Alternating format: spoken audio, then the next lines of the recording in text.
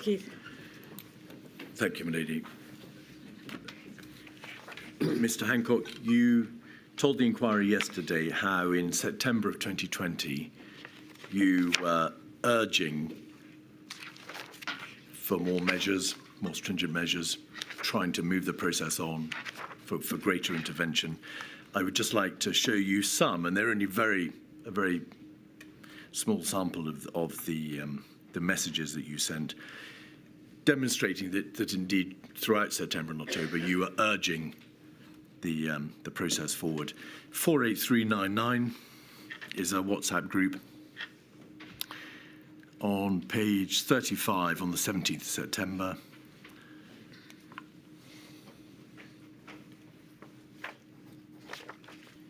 Thank you. At 5:25. To avoid national lockdown, we need to act fast in parts of the country where it's going in the wrong direction. And then further down the page at 2:00:46, 46 seconds past 2. We've just held a very alarming JBC Gold, sharp rises in the northeast and Merseyside. We need to get tiering sorted and tougher local action in place pronto. The reference to tiering there, Mr Hancock, may we presume that's a reference to what you said yesterday about how the tiering proposal was first debated in September. You're endeavouring there, or you're making quite plain that the system needs to be sorted for tiering. Yes. Page 38. And this is the 8th of October, 8:47.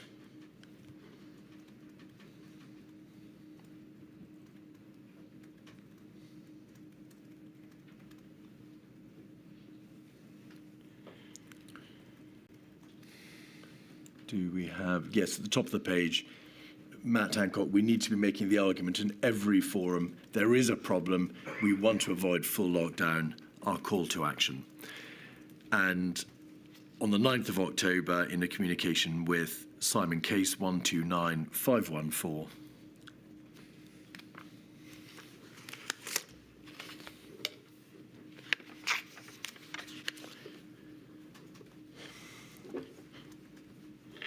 you are the owner of the cell phone, although your name's not there, Mr Hancock. Yeah. Just seen the latest proposal. It's a white flag. We can't just give up fighting the virus. We have to stop it regionally now, or we will be in full national lockdown in a fortnight. Could you just help us? It's not entirely clear from the chronology what the latest proposal was that you're referring to there, which you described as a white flag. Can you recall? I can't particularly recall. There were a series of weak proposals over that time. In September, we introduced the rule of 6. There was a debate about whether it should be a rule of 8 or rule of 6. I'm glad that we introduced it as rule of 6, but it didn't go far enough. The tiers proposal, despite I first suggested it in early September, it was agreed at COVID-0 on the 17th or 18th of September for implementation on the 2nd of October, and it still wasn't in place by this point. The top tier within the tiering system wasn't strong enough. And my argument was that we needed to act now, both because there's no trade-off between the health and economics, as I talked about yesterday, but also if we don't lock down, there will be more deaths, and we will have to have a tougher lockdown in the future. So on reflection and with hindsight, I think that if we'd taken action sooner in September of 2020, then we might, for instance, have avoided the need to close schools, which in the end we had to because cases were so high by January. So that's one of the examples. A nod forward to the third lockdown, of course. Correct. So when you say the later lockdown, you mean the third one, because Correct. That's when schools were shut again. Because in the November lockdown, we didn't shut schools, and other than for the emergence of the Kent variant, it did get R below 1. So it shows the argument I was making then, sadly, turned out to be accurate, which is if you don't lock down early, then you have a tougher lockdown with more economic damage, as well as, of course, as the greater number of deaths and more damage to the health of the nation. And this is why I'm so emphatic about that being an important learning for the future. Yes. And mindful of what you said yesterday, however, about the circuit breaker proposal in September, what you were calling for in September and October was a tougher local system, a proper and well-regulated or a more stringent tier system. Yes. Because that was what you assessed was the best way of avoiding the national lockdown. But you weren't calling for the circuit breaker specifically in September for the reasons you gave yesterday. Yes, although I was also supportive of national measures to keep R down overall. And had we gone for a set of measures overall that would have kept R below 1, I would have supported that. My goal was to get R below 1. I didn't think the circuit breaker proposal would work in practice, but I could see the science behind it. I'm so sorry to interrupt, because it was too short. Because it was too short and the cases would just shoot up again afterwards. And it would risk losing public and parliamentary support. And I also, by this stage, there's a reference on the 8th of October to others are campaigning against us. By this stage, those arguing against lockdown in Parliament were formulating a group, they were coordinated, they were campaigning, and this became more of a problem later on. And so we needed to keep parliamentary consent and public support. And that was one of the reasons that I thought, in practice, a circuit breaker proposal wasn't the best way forward. With hindsight, would it have been better if I'd sat down with the scientists and said, "Okay, here are my sort of practical reasons I don't think your thing will work. You haven't come in behind my tiers proposal, but all of us care about getting R below 1. What should we together propose?" But that isn't how it progressed. But I was arguing, as you can see, very strongly for action that was necessary to save lives. You were. And as you explained yesterday, at the same time, there was built into the system, perhaps a necessary part of any system for a national imposition of countermeasures, that delay between the second or third week in September, when the tier proposal was first mooted, and the 12th of October when it was announced. It took time, in any event, to get to that stage. Well, it did, but it didn't need to take nearly so long. No. In your witness statement, you say this: "I was in despair that we had announced a policy that we knew would not work." Yes. That's the tier framework. Yes. And can you just acknowledge, and I'm just going to paraphrase what you say elsewhere in your statement about why the tier system didn't work. Yeah. You've just mentioned that the tier 3 level in the tier system wasn't strong enough. Yes. And you had, in fact, been blocked when you had tried to suggest a more stringent level. Correct. Secondly, epidemiologically, a system based on shifting tiers was always going to level up.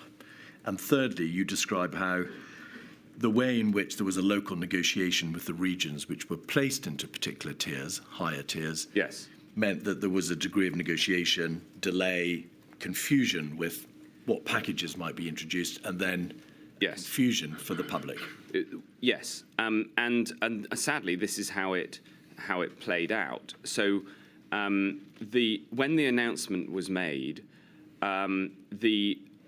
the proposal was that under Tier 3, there would be a baseline of national measures, and then further measures would be agreed with local leadership.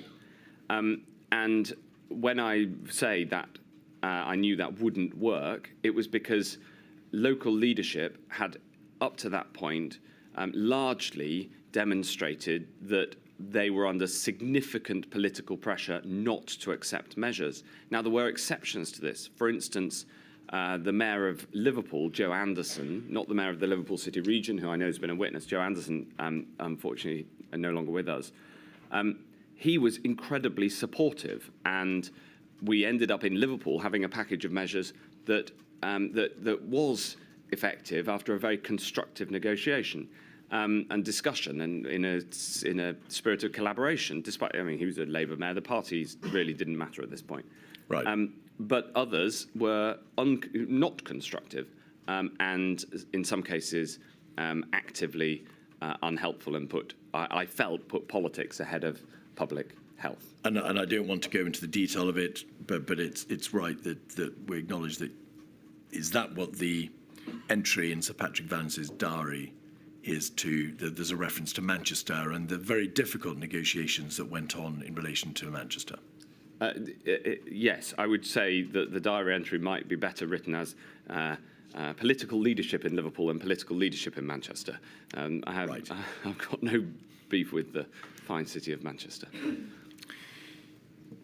Your statement makes plain that as the end of October approached, you weren't winning the argument for a national lockdown. You therefore took the step of asking health leaders to make the case for a second national lockdown. Yes. It is self-evident. Was that necessary Yeah. because you felt you were losing the argument? I felt like there was we were in a campaign to win the argument, and others were using. Whereas up to this point, I'd essentially argued internally. At that point, I decided that those who were against action, which I saw as extremely dangerous, were using public debate and trying to win the debate in the discourse, and I therefore got I corralled the voices that I knew would support what was needed in the public health interest. So I spoke to the Royal Colleges, I spoke to different parts of the health system, and I said to a system which is normally very, it's actually remarkably hierarchical, the health system. And I said, get out there and make the case, get out there and explain what will happen if we don't take action now. And boy, they did. And because everybody I don't know a single voice in the health and social care system who wasn't in favour of more action at that point, because we could see what was going to happen. 129555 is a WhatsApp communication between yourself and Simon Case. And you say in terms, and this is the 30th of October, Mr. Hancock, so obviously there is enormous debate and very difficult debate in government as to whether or not the second national lockdown should be imposed. I think it may be the second page. I think we decided by the 30th of October. Well, the reason I'm asking you is you say Rishi is in the room, contrary to the stupid rules, so the Prime Minister will be under enormous pressure to not do enough once again. Yeah. And so given that that's the 30th of October, my question, in fact, is, was that a reference by you when you say to not do enough again, once again, the decision to make the lockdown? Well, the stupid rules is that... No, don't worry about the stupid rules. Okay. But I was not allowed physically present into this meeting. No, to not do enough again. That can only be a reference to the debate about the lockdown, presumably. Yeah, so I'd been blocked from going into this meeting, and you can imagine who made that decision.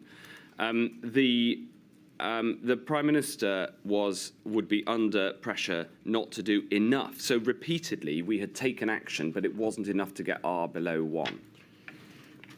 But on this day, the 30th of October, and you're aware, of course, that there'd been a forward strategy meeting in Chequers on the 25th of October. Yeah. The COVID task force had forwarded an advice seeking a lockdown on the 28th of October to the Prime Minister. Yeah. And they'd presented a further paper again on the 30th of October. And then, as you'll recall, there was a further paper prepared for the COVID-O on the 30th of October. This can only be a reference to that debate which was going on the very same day about the national lockdown. Well, around this time we did make the decision for a national lockdown. It may have been that this message was during the decision-making meeting. You can read it that way. At the bottom of the page, Mr. Hancock, you say, I can live with that. That's a reference to a question about non-essential retail and secondary schools. But I'm very worried about a rearguard action that has screwed us all over too often. What was the reference to rearguard action? But what were you referring to there? I was referring to the Prime Minister making a decision in principle to take action that was necessary to save lives, and then others arguing strongly against it afterwards. And I don't actually know who the others were, because I wouldn't have been party to those conversations. But that was something that we'd lived with. And of course, as you explained yesterday, as the Secretary of State for Health and Social Care, your primary concern, perhaps your only concern, had to be the public health clinical side of this terrible debate about the second wave bringing R below 1, and of course the damage to the economy and the societal harm that would be wrought by another lockdown. Well, obviously, as you've seen from all of my evidence and all of the contemporaneous evidence, my primary concern was saving lives and making sure that we got through this with the NHS not being overwhelmed and as few people victim to this horrible virus. That was throughout the whole period, that was my primary motivation.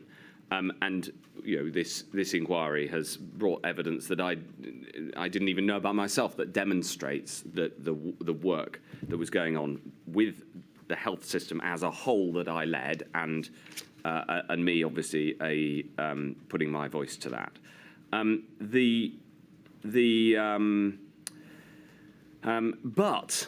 But, and this is a crucial point,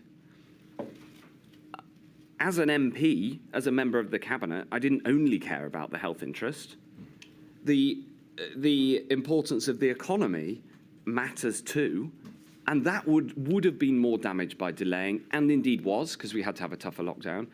And as I've said, I think if we'd managed to bring in an earlier lockdown, we may not have had to close schools second time round as we did, because the case rate got so high. We again, in January, had to pull every lever as we'd had to in March 2020. And so it is it isn't just that I was interested in the health outcomes. That was obviously my primary duty and my primary responsibility and my primary concern. But it's broader. My argument was broader than that. It was that even if you care only about the economy, you need to take the measures early, because there's absolutely no way we're going to allow R to be above 1 until case rates get to a position where the NHS is going to be overwhelmed, and that is always going to be the case until we have a vaccine. And is that why, essentially, in your witness statement, you say there were no excuses second time round?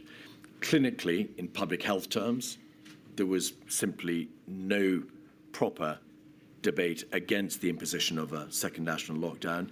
Economically, a second national lockdown imposed earlier would have less effect, overall damaging effect on the economy. So as it seemed to you, the arguments were all one way. Yes, and that was true. And the more you thought a vaccine was going to come, the sooner you thought a vaccine was going to come, the lower the validity of any argument the other way. And at this point, I was highly confident that a vaccine would come. We'd seen the animal trials and the phase 1 trials on humans, but by October there was a quote brief from somewhere in Whitehall saying Matt Hancock is the only person here who thinks there is actually going to be a vaccine, said a Whitehall source. It's a running joke with other departments. But I was looking at the evidence, by the way, which was publicly available, that there was going to be a vaccine.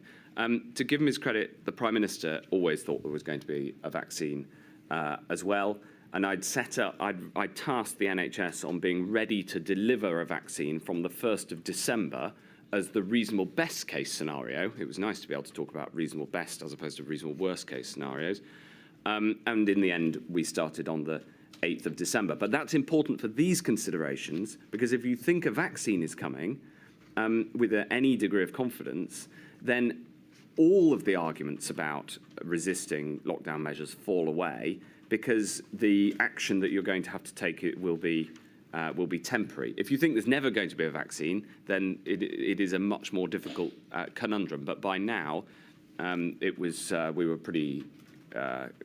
Those close to it were pretty confident there was going to be a vaccine. And so for all those reasons, the position you reached was that the argument strongly favoured an earlier lockdown than was in fact imposed, and there was no real argument against the imposition of a lockdown, second national lockdown in principle, for all the clinical and economic arguments to which you've made reference. Correct. Right.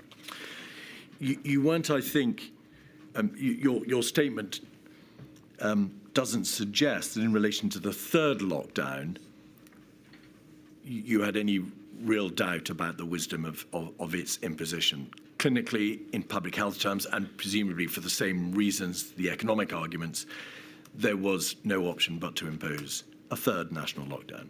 Absolutely. And by that stage, because the case rates were so high, we again had to pull every lever, which included, unfortunately, having to close schools.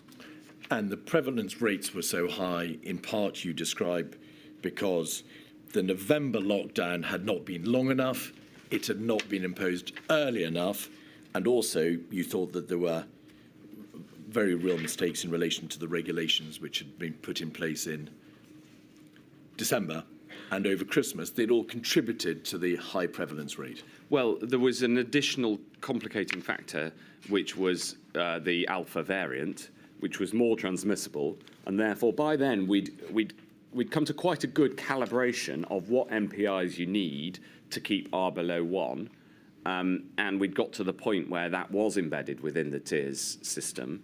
But unfortunately, the alpha variant blew those calibrations because it transmitted faster, but we didn't know exactly how much faster because it was a new variant, and so therefore we had to pull every lever. And I remember after we'd made the decision, I think it was on the 4th of January, to go into another full national lockdown, I remember the 2 weeks after that as harrowing, because the case numbers kept going up, as they had in March after we'd pulled every lever, and there was nothing more we could do.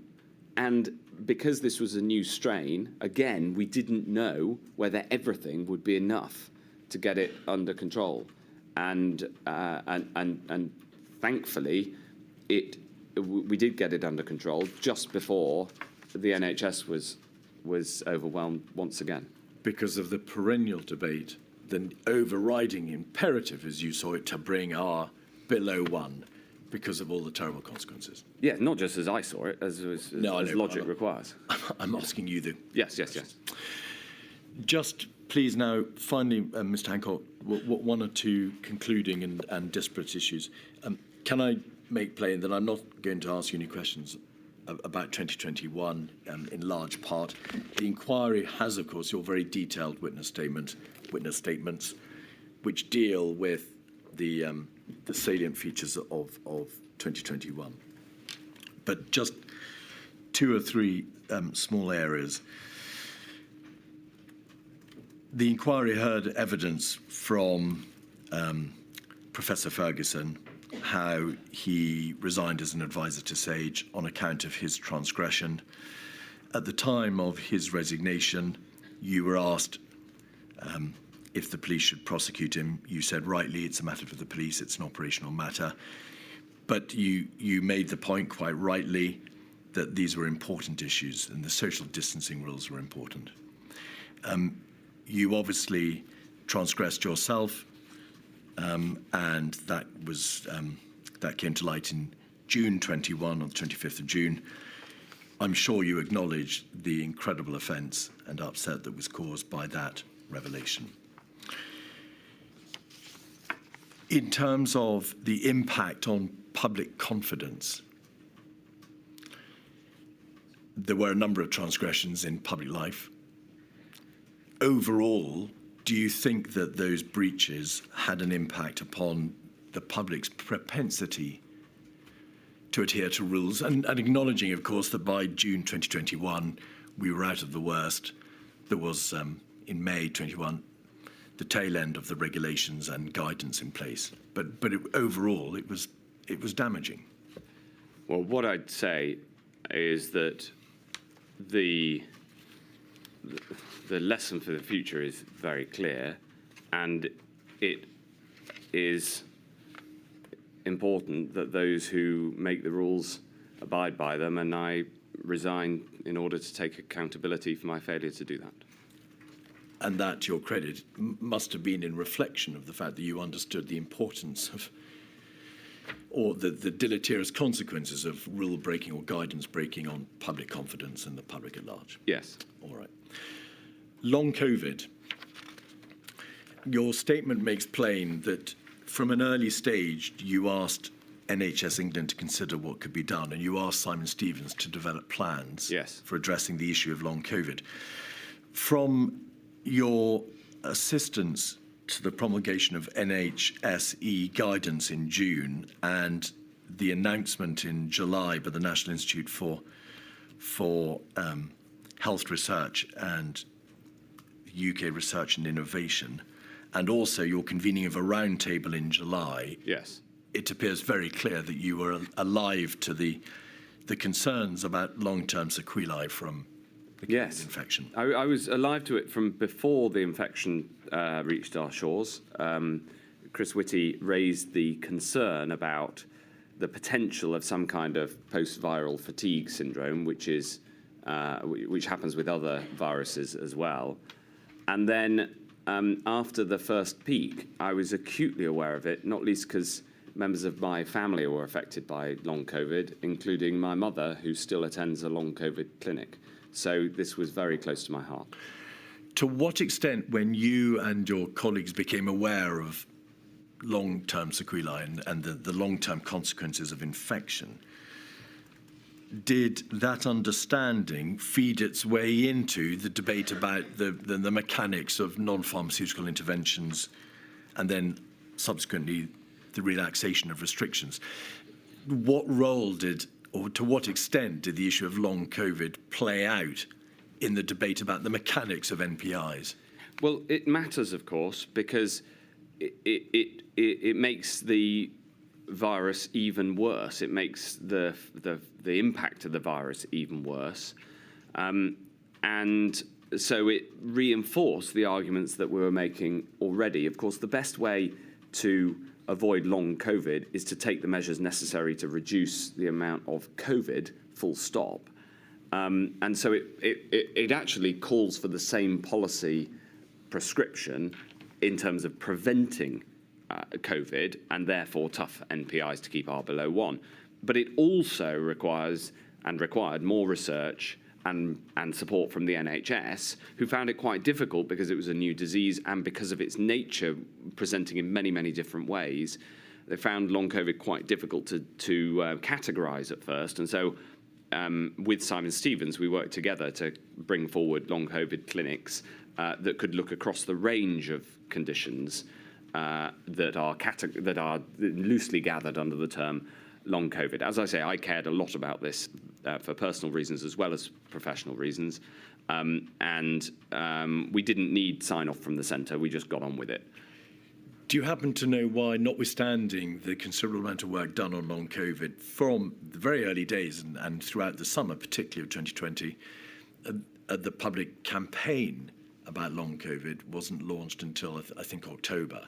Do you know why there was that potential lag in the communication side of the debate? Yes, I think it was essentially because understandably the clinicians found it hard to get a handle on exactly what the term meant at first. I knew what it meant, and those suffering from it knew what it meant. But turning that into a formal protocol would normally have taken a lot longer.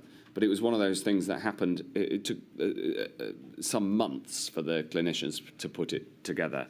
I think we decided to do that in, was it June or July 2020, at that roundtable meeting that you mentioned.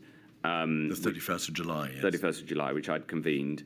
And so it was put together in around 6 weeks from then. So although that looks slow in the context of the pandemic, that is fast in the normal context of medical response to innovative problems. Particularly the public-facing side of the medical response. Yes, and you know, clinicians understandably wanted an answer to the question, what exactly is long COVID, before they would go out and say that we're having a campaign on this. So that was it was a piece of work. Of course, I wish it had gone faster, and I was pushing it. But nevertheless, I can understand the reasons it took as long as it did. And finally, in relation to disparities, your witness statement makes plain that you were obviously aware from a very early stage on the clinical vulnerabilities or disparities from coronavirus 19. Yes. You were aware of the risk factors from a very early stage. Yes. You were, of course, aware, and you explain how you became aware of the terrible figures showing disproportionate numbers of black people and black and minority ethnic healthcare workers being hospitalised. Yes. and ultimately dying. And you contributed to the process by which SAGE and other bodies from April onwards looked at this issue. Did you also commission work through Public Health England? There was a rapid review, I think, on the 12th of May, then a full review on the 31st of May. And then did you also contribute to the decision that further work and the reports be ultimately commissioned through Kebby Badenoch? Yes. I was particularly struck by the death of the first 4 NHS doctors, 3 of whom were from an ethnic minority background. I was acutely aware of the disproportionate impact on those from ethnic minority backgrounds, especially amongst the wider NHS workforce as well, not just the doctors and nurses, but also more broadly, including porters and other staff who do vital work and often are very closely in contact with patients. So this is something that I was worried about from early in the pandemic. I'd in fact worked on this before the pandemic, including raising the issues of discrimination within the NHS, and there was work underway on a particularly difficult issue that came up in NHS BT. So there was a wide range of work on this. I was aware of it from the start, and I was very glad when Kemi was tasked by the Prime Minister to lead and really get to the bottom of this. Do give me one minute. My lady, those are all my questions for Mr. Hancock. Thank you very much. Right, Ms. Morris, you going first?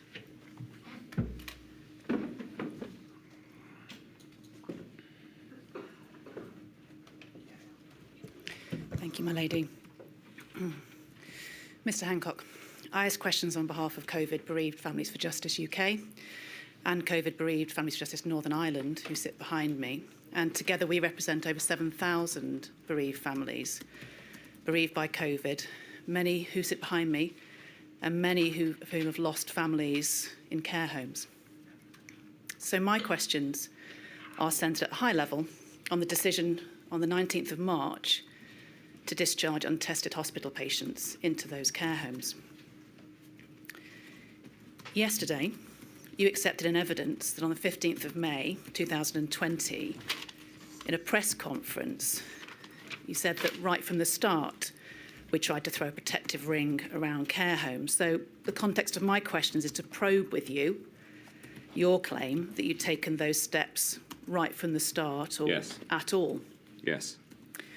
So I'm going to take you through some of the key dates at the start of the pandemic and examine what was known or ought to have been known by you and your department and how that informed the decisions that were made on the 19th of March. Okay? Can we first have on screen, please, INQ 49363, page 2. And this is a minutes of an adult social care coronavirus meeting.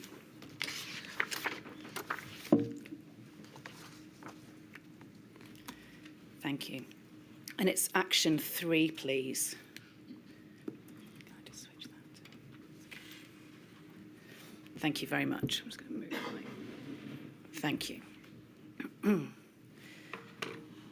Says that there was noted at point 7, this is the 11th of February 2020, commented that there were likely to be 3 ways that the virus could enter a care home: infected people moving into homes, staff and visitors, that these should be considered during the response phase. Yes.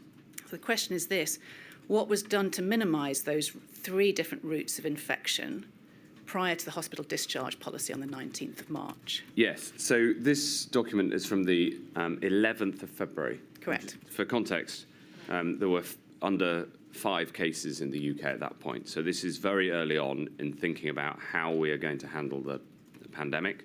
But it was clear from this point that the virus had its biggest impact on those who are older and had underlying vulnerabilities. So we knew that there was a problem, and we knew there was a significant and specific risk for those who lived in care homes, and in particular care homes that looked after older people. And in particular, these 3 ways present 3 potential breaks to any circle or any ring of care. Is that fair to say?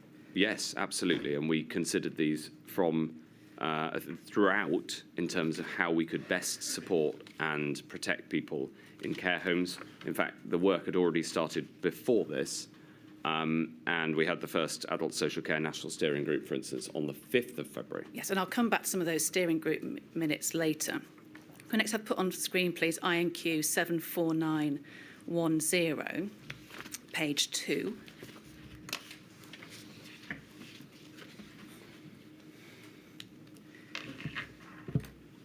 This is the 24th of February now. Mm-hmm.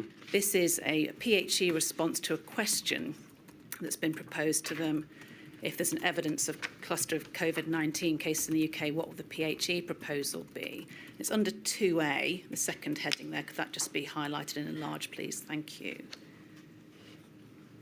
It says, if there's an assumed outbreak of 5 to 25 cases, the PHE advises that no discharges be made from hospitals to care homes whilst there's a cluster of cases in a hospital during the containment phase.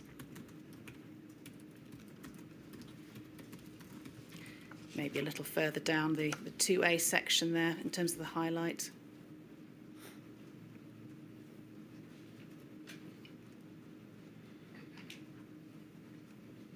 The highlight could just be expanded or lowered down, please, just to highlight the bottom of those bullet points. I'm grateful.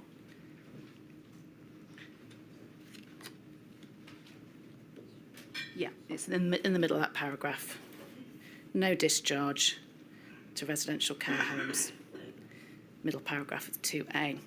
So on the 24th of February 2020, the PHE are making it clear there should be no discharge to residential care homes because of the risk of infections that would create. Is that correct?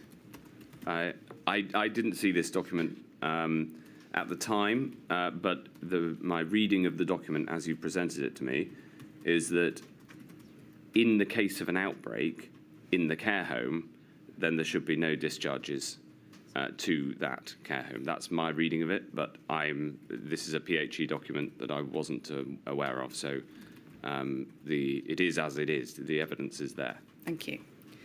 You've mentioned the National Steering Group meetings. They took place in February, and 2 in particular, the 19th and 26th of February, I'm going to suggest have been expressing serious concerns about the availability of PPE in care homes. And in particular, we can go to them if you'd like to, but I'm going to suggest on the 26th of February, there was hard evidence of PPE stock being requisitioned for NHS use. Is that correct? I'm not aware of that, but if you want to put up evidence showing that. Okay, so what I would say is that on PPE, at the end of, it was obvious from January that was going to be a problem with PPE. At the end of January, I agreed to the recommendation that we should release the PPE stockpile, and I also requested that we started buying PPE in size, as in large scale, which we did. It was a global challenge because suddenly everywhere in the world was trying to buy PPE. Also, there's another structural point which is really important here, which is that care homes and all of social care is legally responsible to local authorities. It is commissioned by local authorities. And so there's a structural problem, which is that the responsibility and policy questions inevitably, especially in a crisis, flow to the national government, but the levers, the policy, the formal policy, and all of the legals are in the hands of local government. And so we started this with a social care sector in need of reform, where the reforms hadn't happened, and where the formal legal responsibility was for local authorities. Understand that, but what I'm asking you about is what was known by your department about methods and equipment that could keep care home residents safe. Absolutely. In terms of how you then set your policy and what you dictate should happen. Okay, so let's look at those steering group minutes together, please. INQ 114887, specifically on this point about the NHS requisition. It's page 2 again, and it's the top action on page 2, please. Action. Concerns about NHS 111, and it says under first bullet, hard evidence of providers failing to get PPE they'd paid for as its requisition for the NHS. Now, don't need to dig too deep beneath this in terms of logistical matters, but it's clear there, isn't it, that the department is aware from stakeholders that there are not only concerns about PPE, but there's difficulties in getting what they've paid for. That's what it says. Okay, thank you. So by the end of February now, that's the 26th of February, that set of minutes, I'm going to suggest that it's obvious to your department that care homes were a vulnerable population. I think you've already agreed with that. Absolutely, yeah. With multiple sources of infection, you've agreed with that, and real problems, I suggest, with obtaining PPE.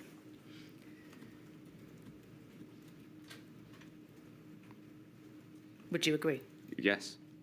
So moving into March, you told Mr. Keith yesterday that Helen Whately had come to the very firm view, on or around the 2nd, that plans for the care sector were non-existent or inadequate, were your words, and she was messaging you about that, The 3rd, didn't she? yes.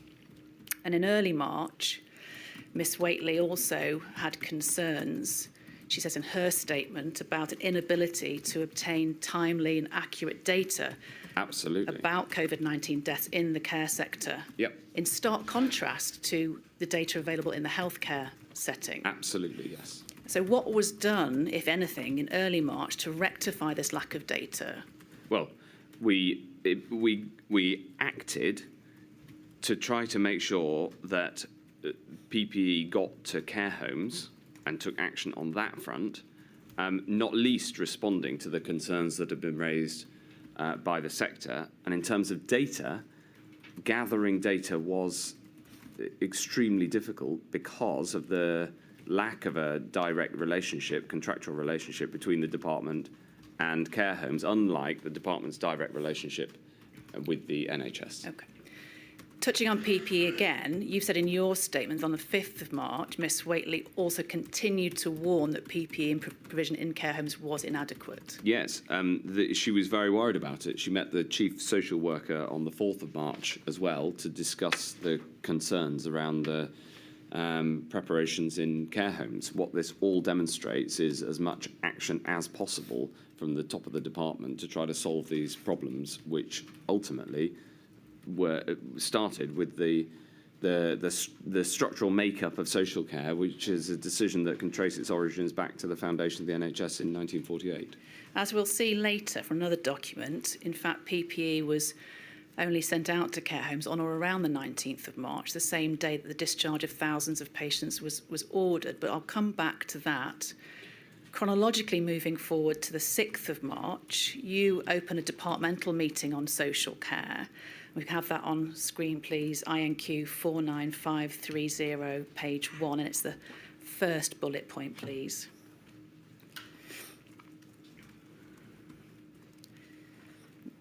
Thank you. Secretary of State opens the meeting by stating the impact of coronavirus, which poses a complicated set of problems on the social care sector due to the higher risk for older people and the need to be gripped as soon as possible. Yes, and what this and the cast list demonstrates is the seriousness with which we took this concern and this problem, because you have me, 3 junior ministers, Jenny Harries, who's and Jonathan Van Tam, so 2 of the Deputy Chief Medical Officers, and the Permanent Secretary of the department. So this is a very for junior ministers, because Lord Bethel's there as well. So this is essentially me gathering together the leadership of the department to state in no uncertain terms, as you can see, the concerns that I had around this, that we had around this, and to work out what best we could do about it. It says it needs to be gripped as soon as possible. Correct. Mr. Hancock, if you've been trying to grip from the start to throw a protective ring around, why hadn't it been gripped before the 6th of March? This is a departmental meeting. The official position of the government going into the crisis was that care homes are contracted by local authorities, and as you'll see in some of the earlier documentation, that the role of the department is around policy over social care, and the contractual arrangements are local and don't report into us. Okay. What happened was that in early March, Helen Whately brought to my attention on the 3rd that she didn't think enough was being done through local authorities, the local resilience fora, which were the formal places where it was supposed to be done, and therefore we called a meeting 3 days later. So this demonstrates the department getting stuck in because not enough was happening. So you're concerned that not enough is happening. You're, Yes. as you say, trying to take a grip of it as soon as possible. Yes. Moving forward to the 9th of March, please. This is now going to be a COBRA set of minutes, INQ 56219, page 5, please. And it's point 5 in highlight when we get there. Thank you. CMO says there are 3 stages of intervention with varying individual and combined efficacy. 1, self-isolation of symptomatic individuals. 2, full household isolation where 1 individual is symptomatic. And 3, and significantly, a series of currently undetermined measures to safeguard the elderly and vulnerable individuals. What date was this? It's the 9th of March, Mr. Hancock. Mm-hmm. So the question is, why, given the information you and your department had by the 9th of March, were the measures being described in this COBRA meeting to safeguard individuals, elderly and vulnerable, including those in care homes, being described as undetermined? Because at that point we were putting together the shielding programme, which was ultimately extremely successful, and the evidence is that those who were shielded were half as likely to die of COVID due to the shielding measures. That's some external research that's been done since. So clearly this was a very important area that we were working on. At this point, on the 9th of March, there were fewer than 2 deaths in the UK. So we clearly needed to be doing the work, and we were. So between the 9th and the 17th of March, when the NHS written direction to hospitals came out stating that beds should be emptied, what concrete steps were taken by the department to put in place strict protective measures for care homes specifically? Well, we issued guidance, and we also, as you said, issued or at least made the decision that care homes should receive free PPE. Most care homes are private organisations and hitherto had always bought their own PPE, and we decided that they should get free PPE.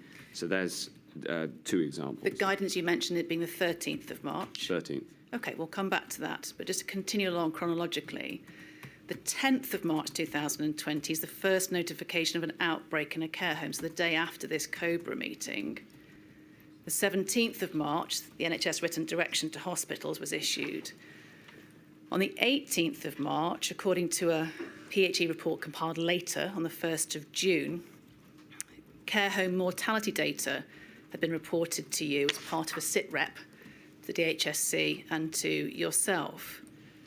But 19th of March, the key date, I'm going to suggest, so just 9 days after the first notification of a positive case in a care home, the 10th of March, the PHE was aware of 37 outbreaks in care homes. Yes. And I take that from a set of IMT meeting minutes, INQ 119476, page 4, please.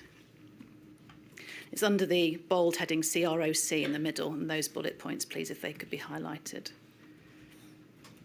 Thank you. So nursing home outbreaks, as of yesterday, This is the 19th of March. They're talking about the 18th, in fact. 37 ongoing outbreaks. All healthcare protection teams are getting multiple calls from care homes. These are likely to result in deaths over the next 3 to 5 days. You also see the bottom bullet point there. There are 24,000 care homes in England. Delivery of PPE is starting today. Yes. This is the free PPE you've touched upon a moment ago, being sent out from central resources to care homes, yes? Yes. So this is the day, the 19th of March, when it's known that there's 37 outbreaks, that the guidance is issued to discharge patients from hospital to care home settings without any testing in place. Well, the testing capacity was much too small at this point, and You've accepted that yesterday, and that's helpful. But given that the testing capacity was too limited to be able to test any of those hospital patients due for discharge, what other concrete measures were put in place to ensure that stringent infection controls was present in care homes? well, that was set out in the document that was published, which was based on clinical advice. And yesterday we discussed the matter of asymptomatic transmission, which is important here, because that clinical advice was based on the presumption that the transmission mechanism of COVID was the same as the transmission mechanism of SARS, because there hadn't been at that point concrete evidence that the clinicians making that advice at PHE were confident in to change that assumption. Okay. But without testing anybody, Mr. Hancock, you don't know whether they're positive or asymptomatic or negative. Indeed, but we didn't have enough tests. At the same time as this is, I think, 19th of March. It is. On the 17th of March, I had taken responsibility for testing from PHE into the department because it wasn't growing fast enough. So I knew there was a problem and I was acting on it. And you knew there was a problem, but still issued that directive for those patients to be discharged from hospital. Well, that's because if we'd left them in hospital, they were more likely to have caught COVID because of the risks of nosocomial infection. And as the Gardner case found, it was rational and reasonable to make sure that they were in the safest place that they could be. I fear, and there are only choices between bad options here, I fear that if we had left those patients in hospital, those who were medically fit to discharge, there is a high likelihood that more would have caught COVID and the problem could have been bigger. So, I have gone over and over in my head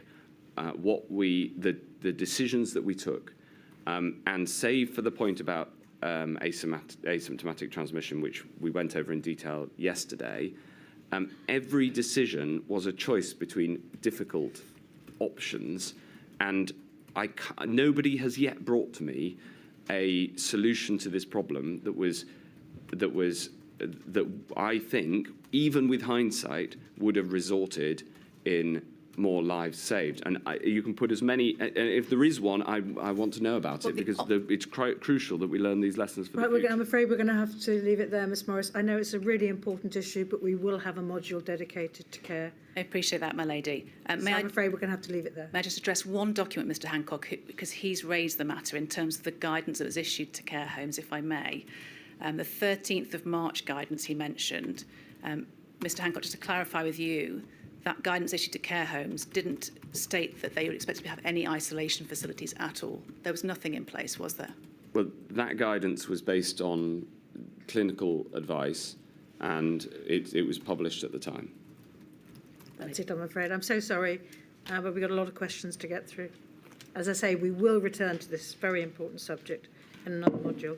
Ms Harris. Can you see Ms Harris? If you look round the pillar, Mr Hancock. Yes, thank you very much. Good morning, my lady. Good morning, Mr Hancock. I appear on behalf of COVID-19 Bereaved Families for Justice Cymru, representing bereaved families in Wales. And I'd like to ask you some questions within the time I have available to me, and I'll stop when my time's up, regardless of how far I've got. And those questions are about care homes, again, I'm afraid, and also about arrangements for relations between the UK government and devolved administrations. Yes. First of all, if I may, touch on another matter relating to care homes, the same general theme, but specifically with regards to movement of care home workers between care homes. And we heard about that yesterday, and I'd just like to pick up on one further point with regards to the timing of the intervention that there was from the Department of Health and Social Care through your initiative in May, mid-May of 2020. If I could just briefly highlight a few points about the evidence so far on this issue. Yesterday, you referred to there needing to find a balance between what you referred to as two unpalatable outcomes, and referred to there having been worries about not having enough staff in care homes. And you obviously mentioned the guidance or recommendations which were brought in mid-May 2020. So action was taken in this area then, which included also an infection prevention fund. So there was also financial support that came in at that time. £600 million and also the relevant support for the devolved administrations. Thank you. And in your witness statement, you have highlighted, and you've, of course, made this very clear in your evidence generally, that very early on, and you state from January 2020, we considered that care home residents were some of the most vulnerable to the virus. Yes. That was clear from the outset.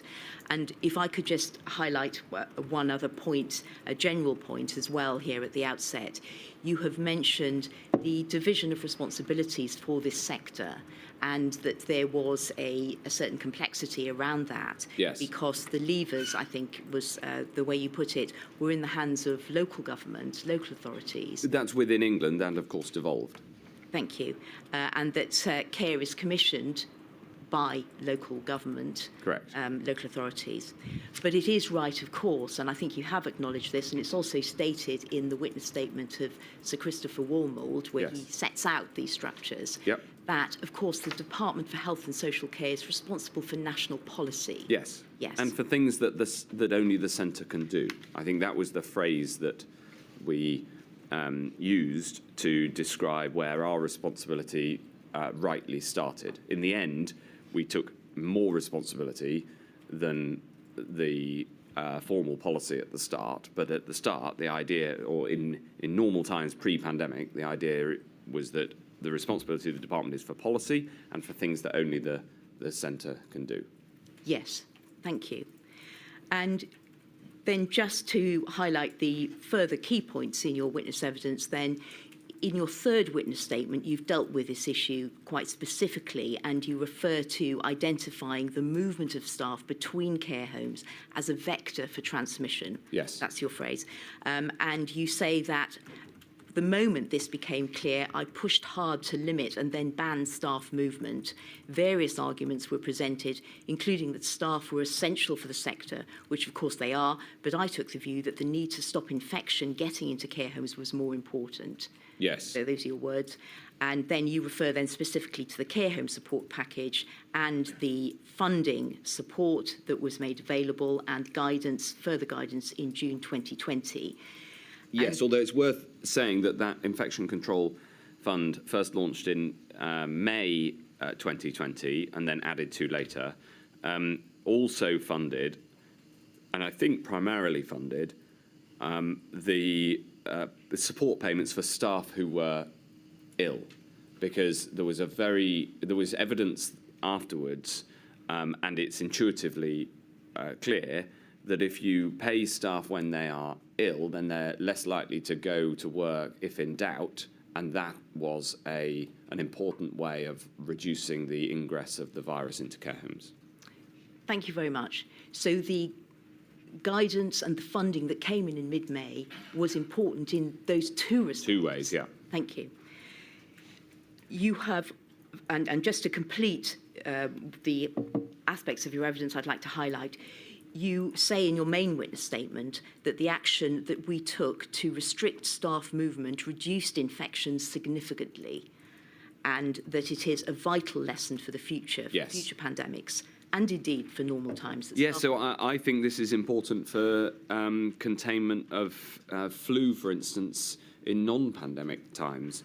It's important to know that staff working in more than one care home increases, in some cases significantly, the risk of communicable diseases.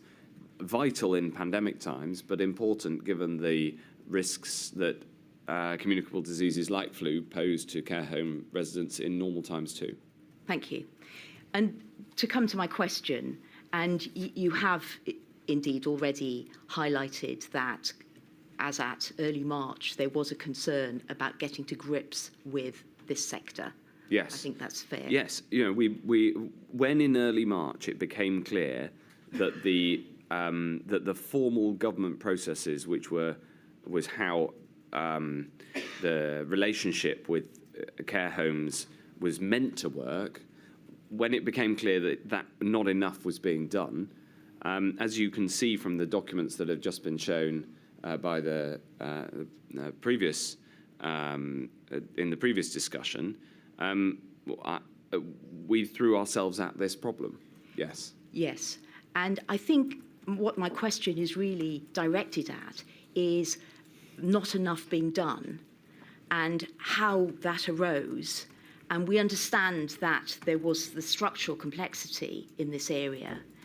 But given the vulnerability of the sector, which was known, yes, and of course the overarching role that the Department of Health and Social Care has in relation to this sector, yes, wouldn't it have been right for the department to be looking with greater focus at this sector, given that what was on its way was unprecedented, that it was really should have been anticipated that they would need some help and some intervention at a national level? But it was anticipated. The first Adult Social Care National Steering Group was on the 5th of February, only shortly after we understood the characteristics of the virus and its greater impact on older people. So the answer to your question, of course, is yes. And knowing everything we know now, would you go back to February 2020 and do more? Of course, but at the time we were engaged with the sector.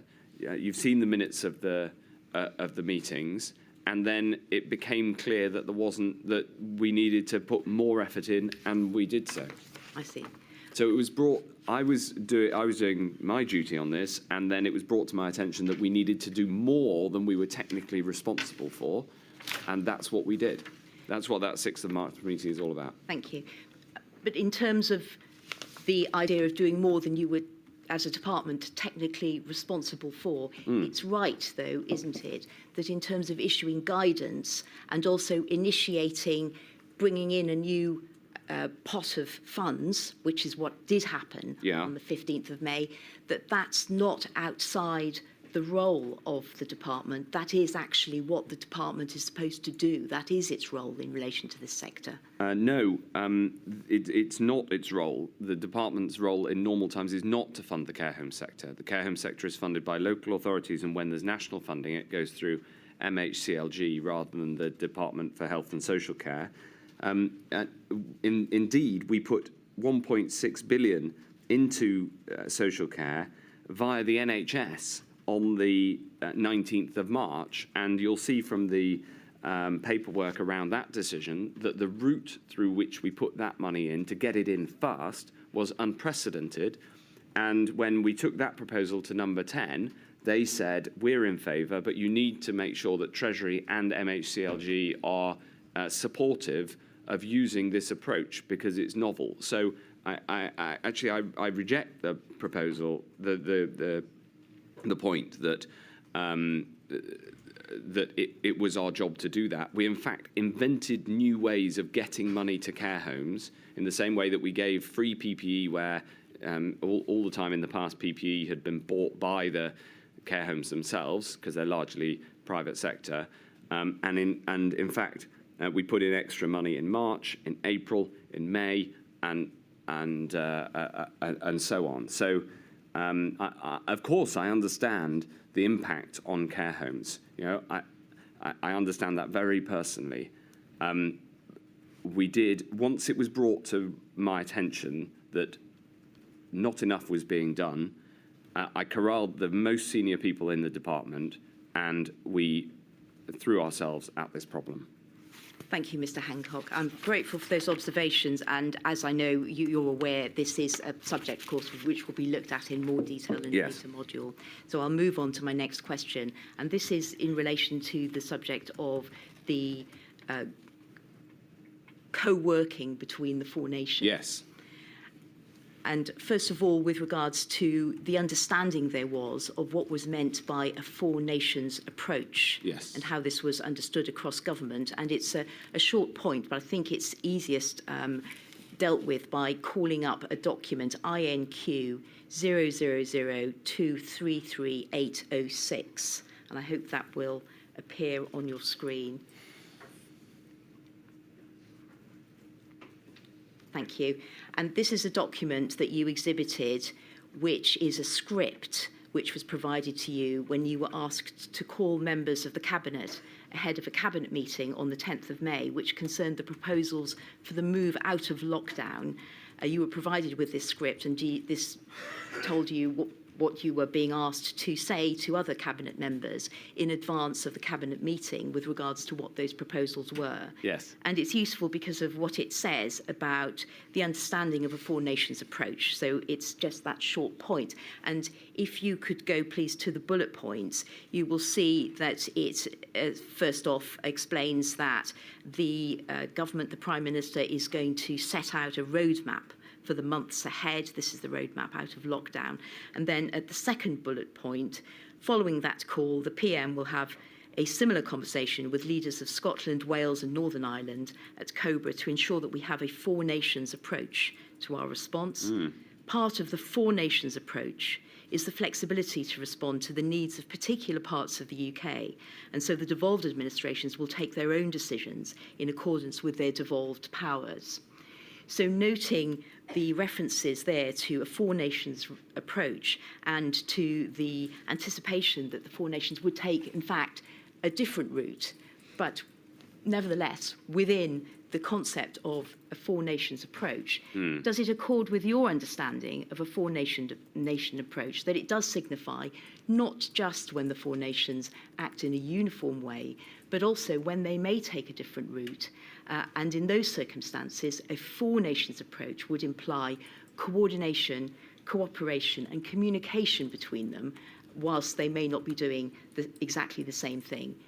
Well, obviously, I strongly agree that communication and coordination between the four nations was important, and I enjoyed, and I mean that literally, I enjoyed the relationship that I had with the other three health secretaries of the devolved nations. We had a weekly call that I instituted in March 2020, and it became a bit like a therapy session, frankly, because all four of us were facing very significant challenges, and we would talk to each other about our challenges, and whether it was in respect, for instance, to care homes, which you mentioned, where Scotland had a bigger problem than we did, or whether it was to do with PPE, where the distribution physically across the UK was a challenge, or of course the rollout of the vaccines and the testing system, which was part UK and part devolved.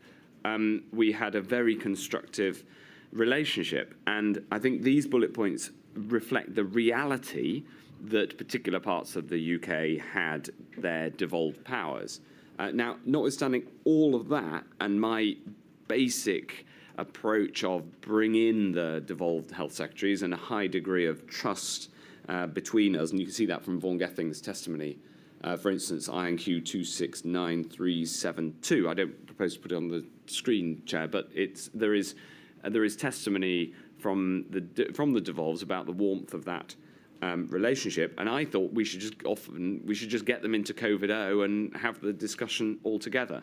However, having said all of that, I still don't think for the future that it is necessary to have or logical to have devolved powers for handling communicable diseases, because the administrative boundaries, particularly the Welsh border, it doesn't stop human interaction at all. I mean, the Welsh border roads meander into England and Wales. You know, you only have to go to Chester Football Club, where the entrance was in one country, if I could bring you back to the question, because the stadium in the other. I'm not going to ask you about your views as to whether it should have been a devolved response. But it was. It was. Yes. I'm going to ask you about, that's what it was. Yes. It was a public health emergency that was being dealt with in that way. Yes. And the aim was to work as effectively as possible, of course. Yes, and that was within my that experience. framework. Then that was my experience of it. Yes. And I want to ask you about the workings of that framework, whether it worked well, whether there are lessons to be learned, and you've made some observations already about that. Right. I take from what you've said so far that the understanding of a four nations approach is wider than just everyone does the same. It's everyone does the same, or if they don't, they coordinate and cooperate and communicate. I think you agreed on that. I think it is stretching the definition of a four nations approach to say that we can have a four nations approach and the four nations do things differently based on the same clinical advice. So we don't. So we don't I'm agree not. on that I'm not as a meaning. enthusiastic about that. I don't think that it is constructive. I recognise the constitution and the devolution current settlement, but if I If I may, Mr. Hancock, I think perhaps you're straying into the wider issue. I'd like to bring you back to working with the system as it was, and moving on then from definitions about a four nations approach, which leads us down a wider path. I see. I'd like to ask you about the group that you set up, which with your counterparts, and there was some praise for it in the evidence, which I think you've seen, that it worked well, suggesting that it worked well. So you had spotted, as the way you put it in your witness statement, is a missing piece of institutional infrastructure. Absolutely. Which was the four nations' health ministers or health and social care secretaries of state getting together in order to communicate in what might be the appropriate way, and I need to ask you about that.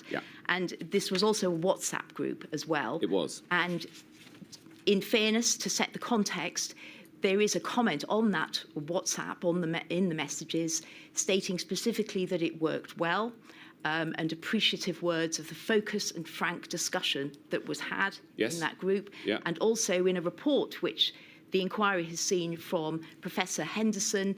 There is there a record of a report of that group being positive, a positive experience by one of the other secretaries of state.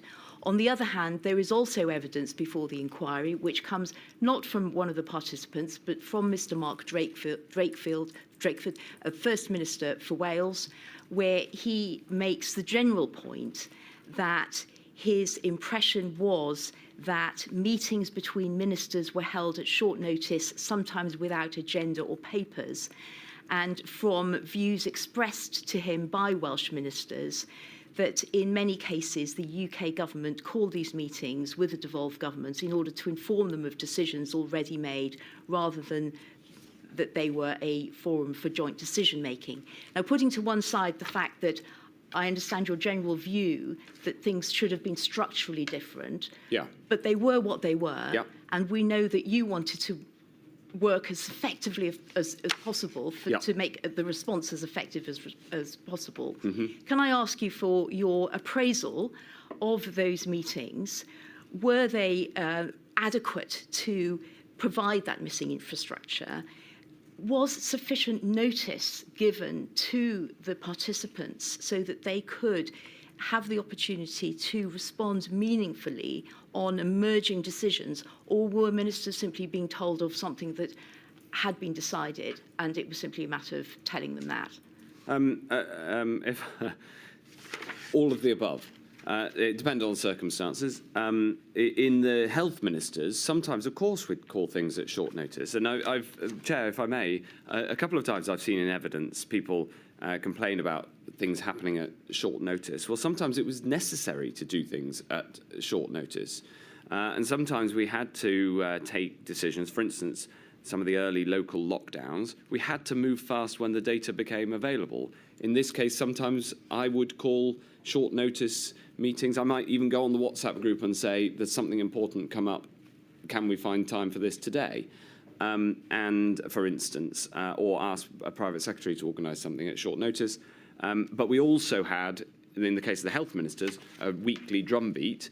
And more typically, if there was an issue that came up, we would put it into the next week's agenda, and any of the although I chaired the meetings because I have both UK and England responsibilities, anybody would put items into the agenda, and I think actually we changed it so that later on, so that we had a rotating chair of the weekly meeting as well to make sure that everybody was engaged. But I can't commend highly enough Jean Freeman, Vaughan Gething, and Robin Swan for the approach that they took. It was, we left the politics at the door. The fact we were from 4 different parties kind of made it that even easier. We cared about what we could learn from each other and what we could do together to save lives. And of course there were moments when there were substantive issues that led to tensions that needed to be resolved, but they'd be resolved in a professional and business-like manner. And I think if you look at Jean Freeman's comment when she left the WhatsApp group as she retired from politics in 2021, there's an exchange, it's a lovely exchange on the 13th of May, which summarises how we all felt about it. Mr. Hancock, thank you. I've run out of time, so I'll have to stop there. Thank you very much for your answers. Thank you, Ms Harris. Ms Mitchell, can we fit in your question before we break?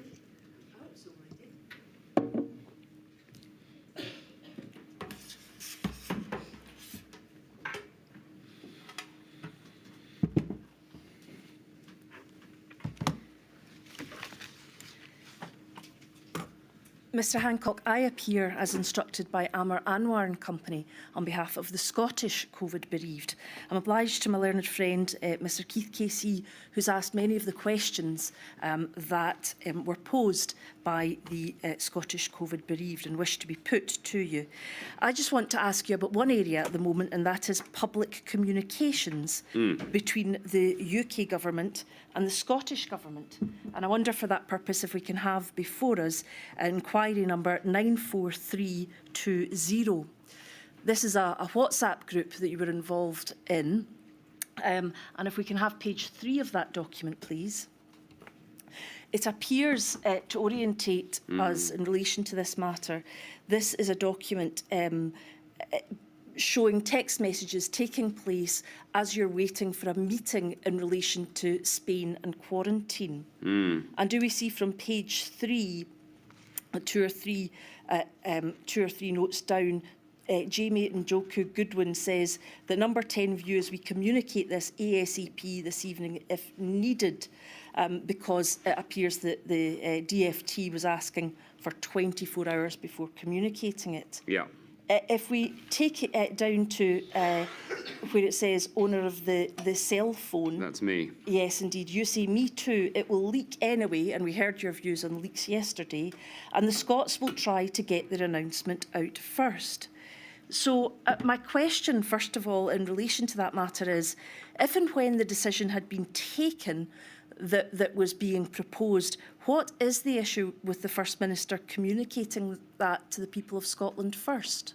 Well, there were a number of moments when the First Minister of Scotland would communicate in a way that was unhelpful and confusing to the public, and sometimes would leave a meeting and begin communication of a decision, for instance, sooner than agreed. I mean, in contrast to my warmth towards my health counterparts, we then found it much more difficult when decisions went up to First Minister level, particularly with Nicola Sturgeon, because we would find that sometimes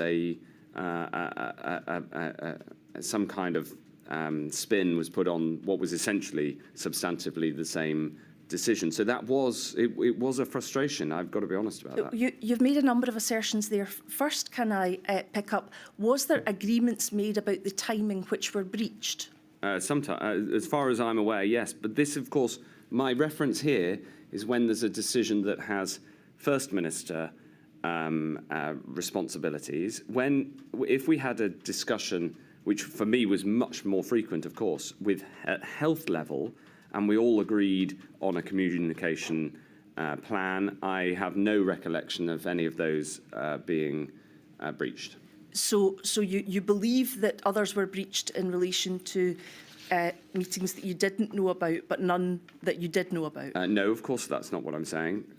What I'm saying is it was far more frequent for me to be involved in the meetings with health ministers. But yes, of course, I was in meetings where there would just, instead of a cohesive communication to the UK public about an agreed decision, including decisions agreed across all 4 nations of the UK, there would then be confusing communications, differently put, and that undermined the UK response as a whole, and it is regrettable. Mr Hancock, were you aware that the UK government's public communications suffered significant problems in being able to failure to distinguish between phrases in relation to England, the UK, this country, and using the term British meaning England? Were you aware of those difficulties? I was always very careful to try to not confuse these important terms. Yes, but I'm asking you, were you aware of the difficulties that existed in the UK government's communication? Not as far as I was involved, no. I would use the term this country to mean sometimes England, sometimes the UK, because those terms are, if you are in the same way that if you're Scottish, this country can mean Scotland and the UK. But in terms of the literal descriptions, I'm not aware of. There's no errors on that I'm aware of. My lady, I have no further questions. Thank you very much, Ms Mitchell. We'll break now. I shall return at 25 to 12. All rise.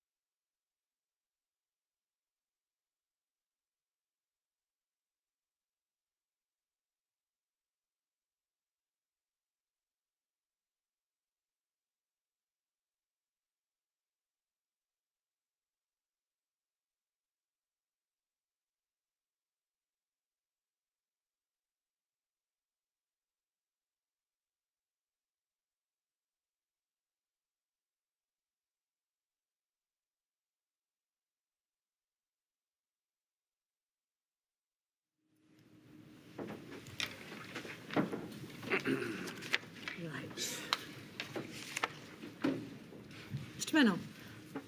Over there, Mr. Hancock. Thank you, my lady.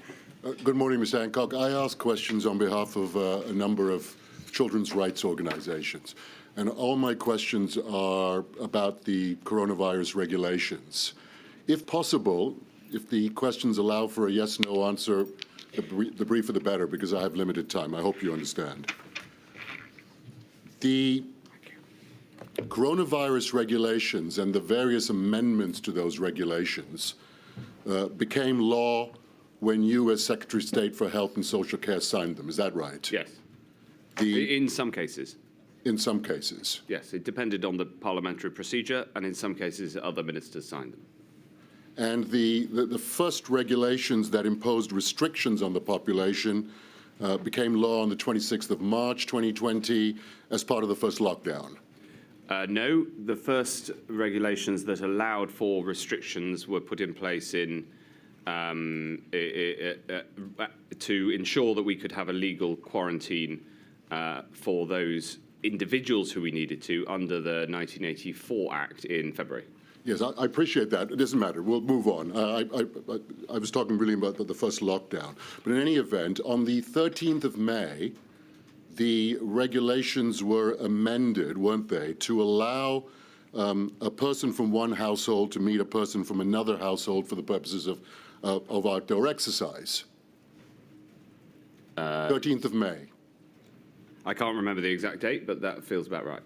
And the regulations were similarly relaxed in relation to outdoor exercise during the second lockdown in November and in relation to the third lockdown in January 2021. Does that sound about right? In the third lockdown, we were clear that we were going to allow people to have more outdoor exercise because outdoor was known by then with confidence to be safer than indoors. Yeah. And indeed, in your pandemic diaries, I can't put this on the screen because this is not on the system, in January 2021, you observed the importance of outdoor exercise for you personally in relation to physical and mental health. You used to run part of the way to work with your brother every day. That's correct, yes.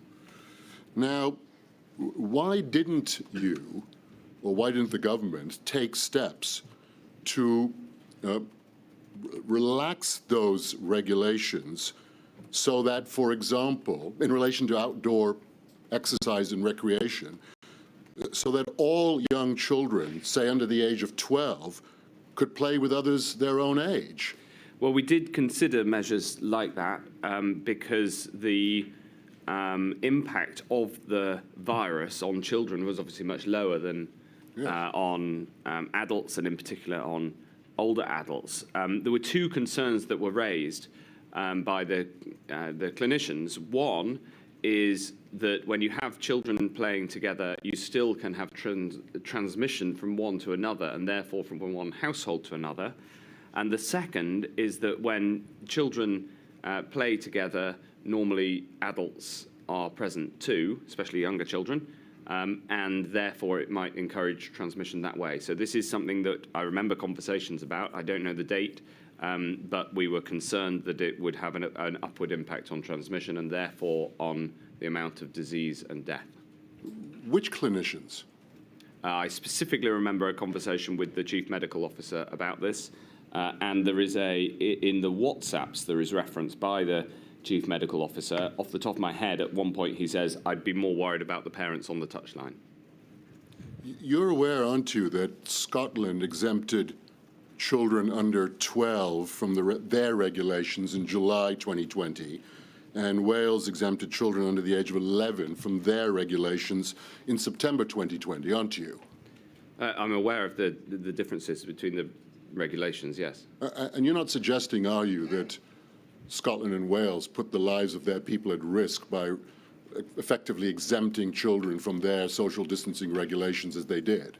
I'm making the point that the discussions that we had were based on clinical advice. I know that the clinical advice was closely coordinated between the nations, and what mattered was the overall impact of the measures in place on R and making sure we kept R below 1 and therefore kept the virus under control. So it was a matter of the overall package. Well, I should make it clear, in the interest of fairness, and we may hear more about this in a later module on education and children, but Sir Chris Whitty did not tell this inquiry that he advised you to take a different approach for England than the approach that was taken in Scotland and Wales. I think you're entitled to know that, okay? But I'm going to move on. I didn't say that he did. I think it's I've simply given the evidence of what happened in my experience. Did you know at the time, in the summer and autumn of 2020, that the former Children's Commissioner for England, Anne Longfield, and numerous charities and non-governmental organisations working with children, including those who I represent, were asking the government specifically to exempt children from the regulations from May 2020 onwards? I was aware of their public communications, and if they wrote to me privately, I would have been aware of that too. I was also aware of the overriding need to keep R below 1 in order to make sure that the virus affected as few people as possible, especially older people who could catch it from their younger relatives or contact with younger people. You're not suggesting, are you, Mr. Hancock, that relaxing the rules in relation to children would have taken the R number above 1, are you? Yes, You're of not course. honestly suggesting that, are you? Yes, of course I am. That is the clear medical position, and understandably, because one of the things we discovered was that children could pass the disease on to children, and whilst both asymptomatic, they could then pass it on to elder relatives. So yes, that was one of the many things we had to contend with, yes. And you're saying you had received medical advice to that effect? Yes. Or was it expert advice you're saying, Mr. Hancock? I think we need to pick up normally I'm sorry, medical advice. Without any notice of this line of questioning, I can't give you the precise details of the documents, but it was clearly understood, my clear understanding, and essentially a consensus position that we reached. This is all obviously extremely unfortunate. It's one of the consequences of the fact that this disease passes from one person to another when you don't have symptoms. And Mr. Hancock, even in January 2021, when we went into the third lockdown, when children under 5 were exempted from the regulations, in England, children aged 5 to 12 who were too young to leave home independently were not similarly exempted, as they were in Scotland and Wales. You know that, don't you? I'm aware of the different regulations. I'm also aware of the reasons that we brought in those regulations. Nobody wanted these regulations. Nobody wanted to have to put these burdens on people. But I did want to stop the virus and to stop so many people dying from it. We've seen the testimony of the consequences of this disease. It was a horrific virus, and it was my responsibility to ensure that as few people got it as possible, and that was extremely difficult. It involved doing things nobody would want to do in any normal circumstances. And from the tone of the questions, I get the impression that you think that that was you're inviting me to say that that was a mistake. It wasn't a mistake to put in place the restrictions that saved lives. In fact, my overall point is that we needed to have done that sooner in order for there to have been fewer deaths. That's what I was working for. And it wasn't simply the children's sector that was asking the government to relax the rules in respect of children.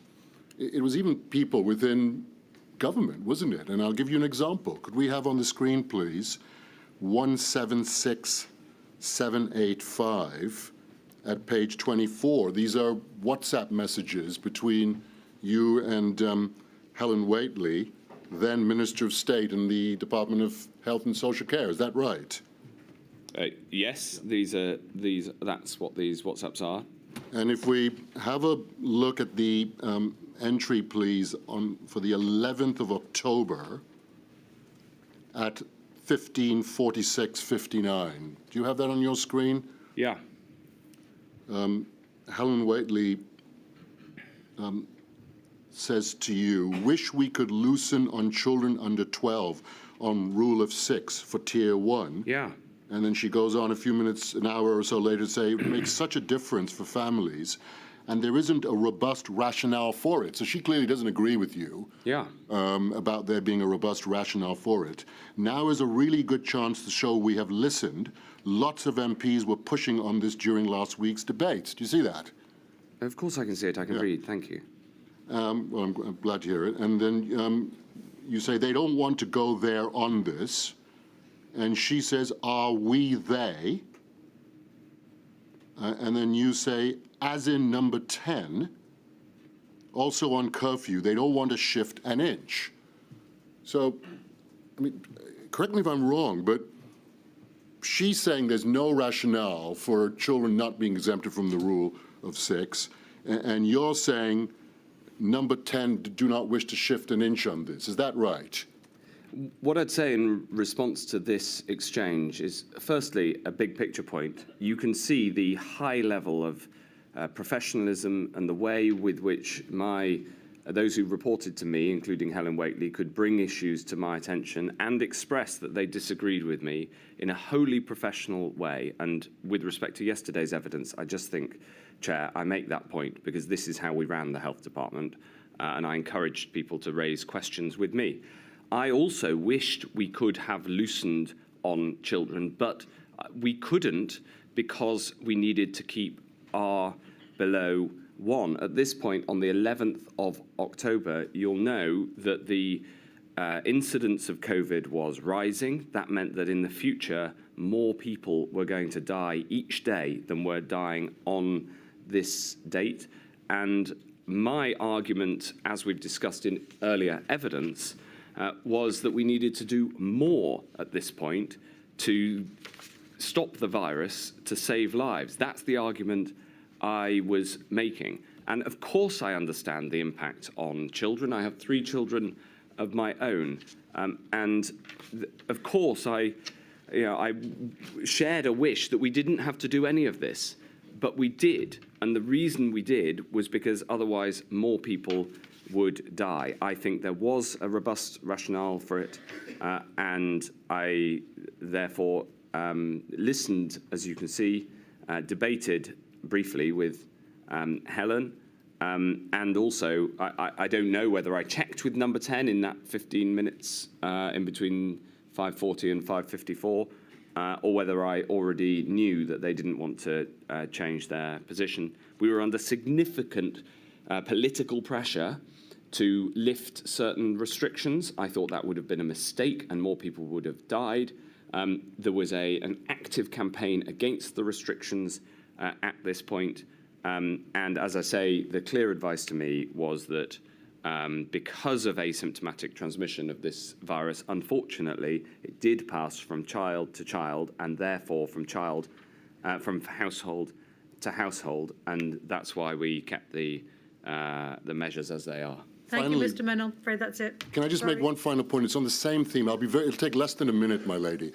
Mr. Hancock, to be fair to you, you need to know that this inquiry has heard evidence in relation to what Sir Patrick Vallance put in his notebooks, that at this very time in October, there is evidence before this inquiry that SAGE was pushing for exempting children from the rule of 6. And I'm afraid that does contradict the evidence that you've just given, doesn't it? I haven't seen that evidence. All I can give you is the testimony of what I was told at the time and the overriding strategic objective I had to save lives. Thank you, Mr. Menon. Mr. Freeman. Thank you, my lady. Thank you, my lady. Good morning, Mr. Hancock. I act for 4 national disabled people's organisations. And can I start with adult social care as of early March 2020? And we're particularly concerned with the implications of the MPIs for disabled people whose care systems would likely be overhauled or, at best, very significantly be challenged. And for context, 2 points, if I may. First, the annual published NHS digital records from October 2019 indicate, and I hope you're taking it from me, that there were 841,850 people who received long-term adult social care support in 2018 to 19. And that a very significant number of those people were disabled people. For Is that of all ages or of working age? I'm going to give you an example. Okay. For example, for those aged between 18 and 64, The most common reason for support was learning disabilities, Yeah. and that's 45.5%, followed by physical support, 29.2%, and mental health support, 20%. Second point for context, and bearing in mind your characterisation of the function of central government, including to do what only the centre can do, we know that there was no dedicated cross-departmental government plan as of March 2020 to lead on the shielding and non-shielding challenges that hit disabled people specifically. That's been confirmed by the Minister for Disabled People to the Chair in this module, and by Marcus Bell, the Director of the Equality Hub in Module 1. All I'd say is it's valuable to be more precise within March, because I commissioned what became the shielding plan in early March, and so by late March it was extremely well advanced. Yes, well, I'm not going to go too far into that. Safe to say this, because I'll ask you a question, you may add to it, but the shielding plan and the battle plan in relation to all of your work, of course, at that stage in March and how it evolved in its first incarnation, battle plan version 1 was for the clinically vulnerable who needed to shield, and then we know later in May that non-shielding vulnerability came into play. Simon Case took it up. We won't have a debate about that was outside of your immediate responsibility. But let me just ask you this. As Secretary of State for both health and social care, including adult social care, did you raise the issue of a lack of any cross-departmental plan, and I emphasise that, for disabled people in central government at the time? We discussed the importance of work to protect those who were particularly vulnerable to the disease. Yes. And that's and so I answer that way because we were precise about it in how we thought about it, which is what matters is the vulnerability to this disease, and therefore one disability may lead you much more vulnerable to the disease. Another disability may lead you no more vulnerable to the disease than somebody else of your age and other characteristics. Yes, so I understand that's inside your department, focusing on clinical issue. And my question is a more general one of the various vulnerabilities that were going to arise, both the clinical vulnerability that you've just focused on, and, as it were, the non-shielding vulnerability, paradigmatically determined by the nature and the harsh nature of the lockdown measures and the like. Did you raise, as it were, the absence or the sufficiency of cross-departmental government planning for the whole of that impact? My recollection is that this was discussed at one of the MIGs, the Ministerial Implementation Groups, but I don't have a date for you of that. And beyond the obvious clinical-focused responsibilities of your department, whose responsibility in government, either personally or, let us say, departmentally or institutionally, would it have been to raise the need for cross-departmental planning across the range of clinical and non-clinical vulnerabilities arising out of the COVID response? Well, the answer is that in the pandemic, that is a very big question, because the issue of those who are more clinically vulnerable was clearly a cross-departmental one at the heart of the overall response to COVID. And so the Chief Medical Officer and others would have been heavily engaged on that side. The consequences of the measures needed to tackle COVID that particularly made life harsher and more difficult for those with disabilities, including those who were no more at risk from COVID than the general population, those issues were considered.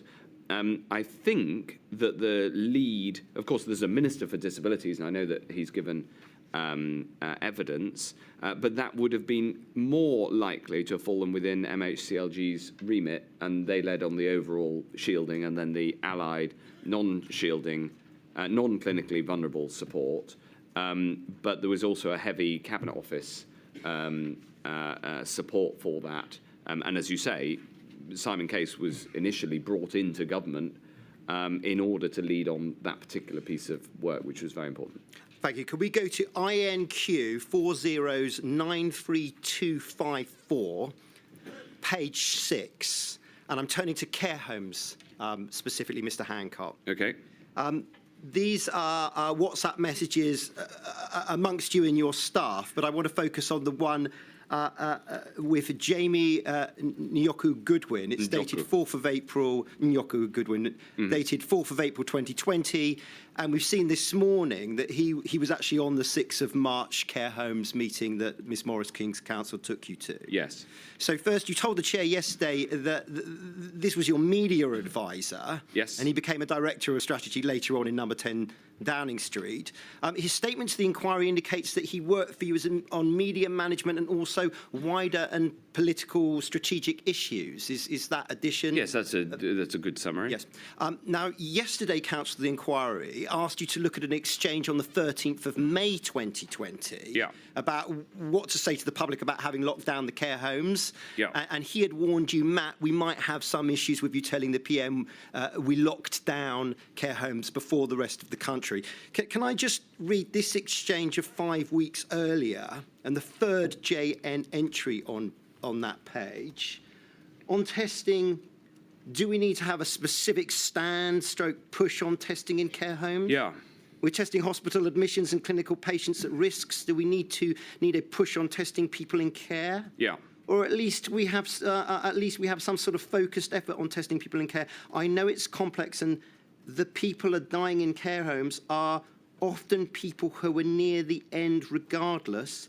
But I worry if a load of people in care start dying, there will be front pages demanding why we weren't testing people in care homes. Do we need to get ahead of this now? And you say, let's have rapid advice on this, tying together all the angles.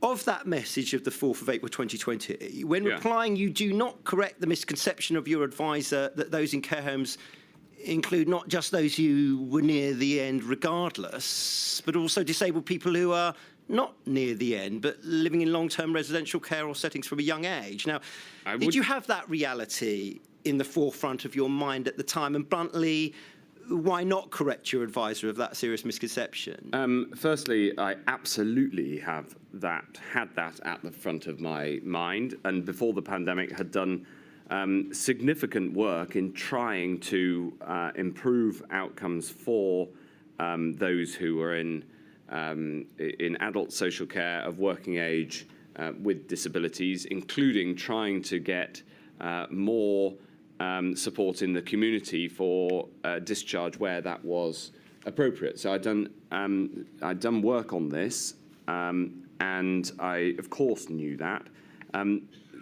The response that I gave at a time when I was exceptionally busy, the fact that it doesn't state all of that in no way implies that that wasn't what I was thinking.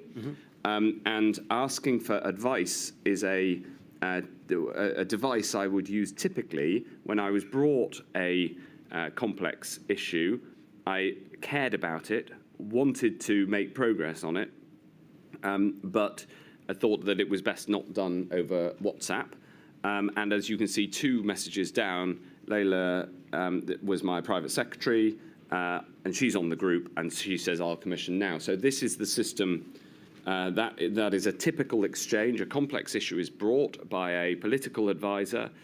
Jamie Nyoku Goodwin was one of the most exceptional public servants, and his advice to me was excellent. And I respected it. However, he's coming at this from a comms angle in terms of what the newspapers might say. I was absolutely determined on this, as on so many other issues, to be guided by the science, which is why I would have wanted formal advice. After all, I can tell you now that the reason that we did not at that point have as much testing in care homes as many would have wanted was that we didn't have enough tests, and the clinical prioritization of who got tests in what order was absolutely something that I wouldn't have interfered with. I would have taken that as read. Understood. Can we then move on to the emerging data Last question, please, from Mr. testing in relation to disabled people? And can I really then, because of the Chair's intervention, crunch it down? During the course of the summer, very significant statistics emerged that amount to 59% of those who have died from COVID between the 2nd of March and July were disabled people. Now, do you recall becoming aware of those very significant figures? Yes. And if so, roughly, we won't hold you to exact date, but roughly when do you think you did become aware of those kind of figures? Off the top of my head, I don't know. We can discover it in the paperwork if necessary. But given this point, what I'll call the Badenoch Review, very generally, commissioned in June, as you put it in your statement, quote, to improve understanding of drivers for disparities to inform decision making. Why, as far as you were concerned, did the Badenoch Review not look at disabled people as well as the very important matter of ethnic minorities? My initial understanding of the Commission to Public Health England, which ultimately became the Badenoch Review, because it all came from this work within Public Health England, was that it was to look at disparities, and I would take that to involve all protected characteristics. Quite. And that was my approach to it. Of course, there was a complication here because of comorbidity. Yes. Not least because of the strongest correlation with risk from COVID was, of course, age. Mr. Hancock, in view of time, because we've heard quite a lot of evidence, my only question is, what was your understanding about why it focused as it did on ethnic minorities and not disabled people? Did you have any understanding about why it focused? No, my understanding when before it was passed to Kemi Badenoch was that it was a question of disparities as a whole. Yes, and Thank just you, Mr. last thing, Friedman. Madam, if I made Mr. one. Friedman, thank you. I'm sorry. Sorry, we've got so much to get through. I know these important issues, the people you represent, in every case, including Mr. Menon, but we have to get on. I've got so many to get through. Mr. Thomas. Very well, my lady. Sorry about the layout. Yes, and I'll answer to the chair, I'm told, so I apologise that I'll get used to seeing your back. Right. I represent the Federation of Ethnic Minority Healthcare Organisations, Yes. FEMHO, the very frontline workers that the public was clapping every Thursday evening at about 8 p.m. I'm sure Yes. you remember. Absolutely. Now, I've only got a small handful of questions that I wish to explore with you, and these can be divided into two topics. So let me turn to the first topic. This morning you said, Mr. Hancock, that, quote, I was particularly struck by the death of the first 4 NHS doctors, 3 of whom were from an ethnic minority background. I was acutely aware of the disproportionate impact on those from ethnic minority backgrounds, especially among the wider NHS workforce. Yes. Et cetera, et cetera. Question. Please help me with this.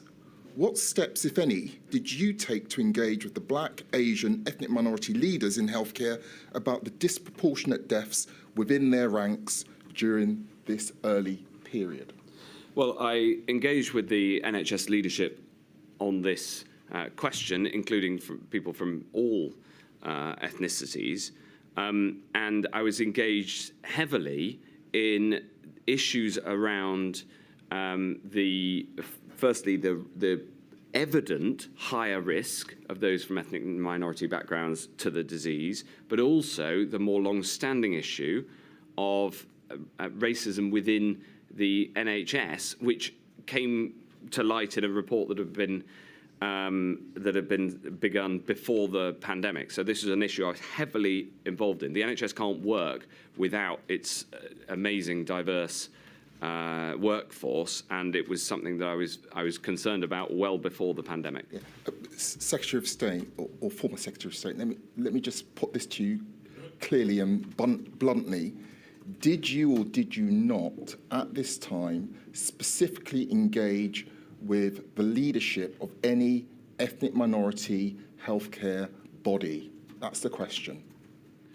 I engaged with ethnic minority leaders across the NHS and indeed social care. Specifically in terms of meetings, we'll have to look through the diary to understand, to see how, who, and I'm very happy to do that. Well, okay, let me move on to the second question. What concrete steps did you take as Health Secretary to mitigate against the unequal impact of the pandemic on Black, Asians and minority ethnic healthcare workers and patients? Well, there were a number of things that we had to do. As Professor Van Tam set out in his evidence, making sure, for instance, that there was PPE that would fit people from any ethnic minority background or from different ethnic minority backgrounds was an important issue that came to light and that we worked on. And there was a wider question of how to protect all healthcare staff, because there was a disproportionate impact of the virus on people from ethnic minority backgrounds because they were disproportionately engaged in patient-facing roles in the NHS. And by disproportionate, I mean that in terms of the numbers, the statistics. It's not, not about whether that should have been the case or not, which is an important question. But at this point, it was about how do we protect people in those, especially in those patient-facing roles. Would you agree that part of this was as a result of structural inequalities? Would you agree with that?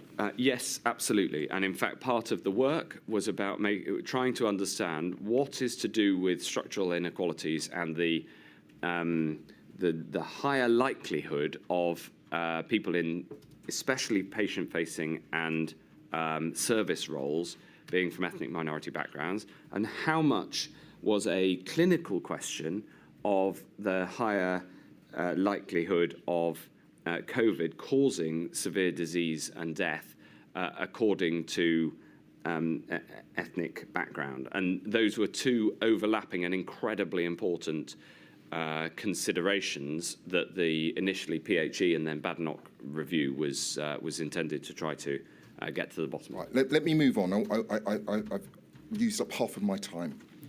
Can we call up INQ 000176785, please? This is the WhatsApp exchange between you and Helen Whatley in June 2020. Ms. Whatley writes to you, quote, "One more thing on the NHS workforce. I think that Black, Asian and minority ethnic next steps proposed are important but don't go far enough. There's systemic racism in some parts of the NHS, as seen in the NHS BT. Now could be a good moment to kick off a proper piece of work to investigate and tackle it." You respond by saying, yes. Agree 100%. Can you make that happen? And she confirmed that she'd be delighted to do so. A couple of days later, she messages you again and raises that, quote, no one seems to be mentioning the NHS-E risk reduction framework, which recognises age and ethnicity as a risk factor. Yeah. And she says that she's flagged that with number 10. Yeah. Right. So can we agree this? You accept, do you not, Ms. Whatley's assertions that there was systemic racism in the NHS? That's correct. We can agree that, yes? Yes, and I'd in fact addressed exactly this question even before the pandemic, given a speech on it, referred to it in 2019, and there was this internal report into racist behaviour in NHS BT that was published on the 9th of June, so the day before this exchange started. So we've got that response in mind and what you said earlier today, but let me ask you this. And I've seen that you flagged it, number 10 and Miss Badenoch. Yeah. But let me ask you this. Did you or Miss Whatley take any further steps regarding the recognition of ethnicity as a risk factor, aside from flagging it to number 10? And if not, why not? Yes, well, so she flagged it to Ed Argar, who's another minister in the department responsible for the NHS, whereas Helen Whatley was the minister responsible for social care, and number 10. She was also had responsibility for the NHS workforce, hence her interest in this area. Yes, what happened was that this is just before the Badnock review is announced. So what happened was that in order to strengthen the response in this area, the Department for Equalities was essentially brought in to do this. Okay. Was it raised within senior personnel within the NHS, for example, as a guidance or as a reminder?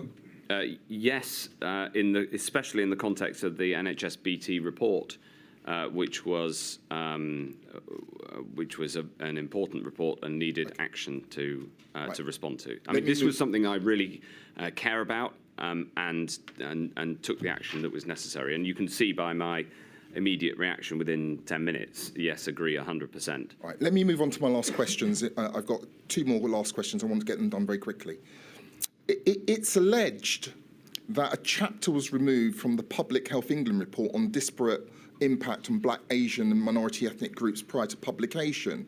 And media reports at the time suggest that this was at your office's request. One such article states, quote, one source with the knowledge of the review said the section did not survive contact Matt Hancock's office over the weekend. And if you need the reference is INQ 000308410. I'm not asking that it be called up, that's just the reference. Yeah. Exclusive government censored Black, Asian, minority ethnic COVID risks reviews news health service journal. Yeah. Question, can you explain the circumstances surrounding this paragraph's removal?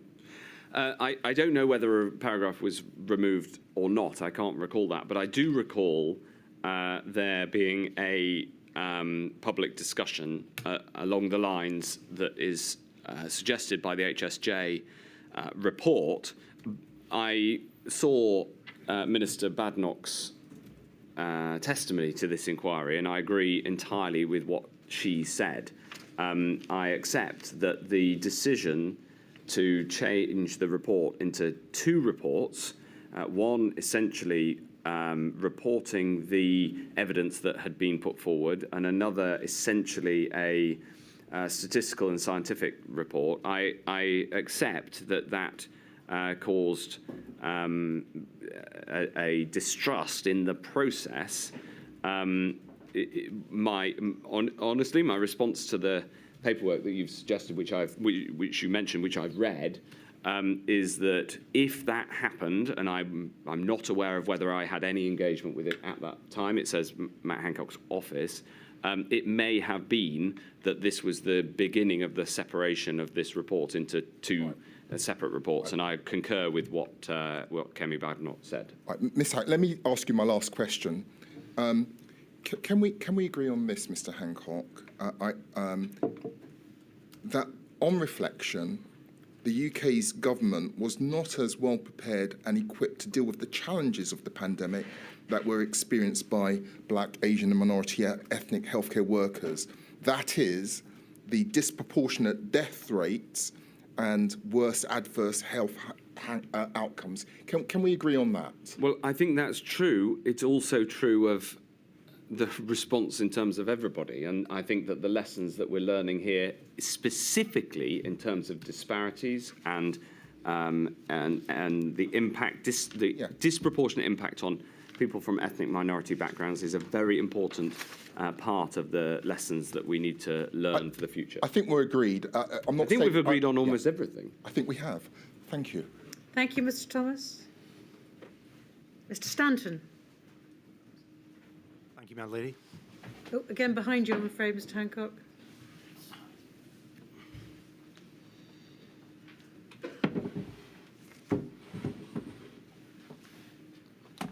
Good afternoon, Mr. Hancock. I'm sorry about this slightly awkward positioning. I represent the British Medical Association, and I'll be asking you some questions concerning the circumstances of doctors and healthcare workers.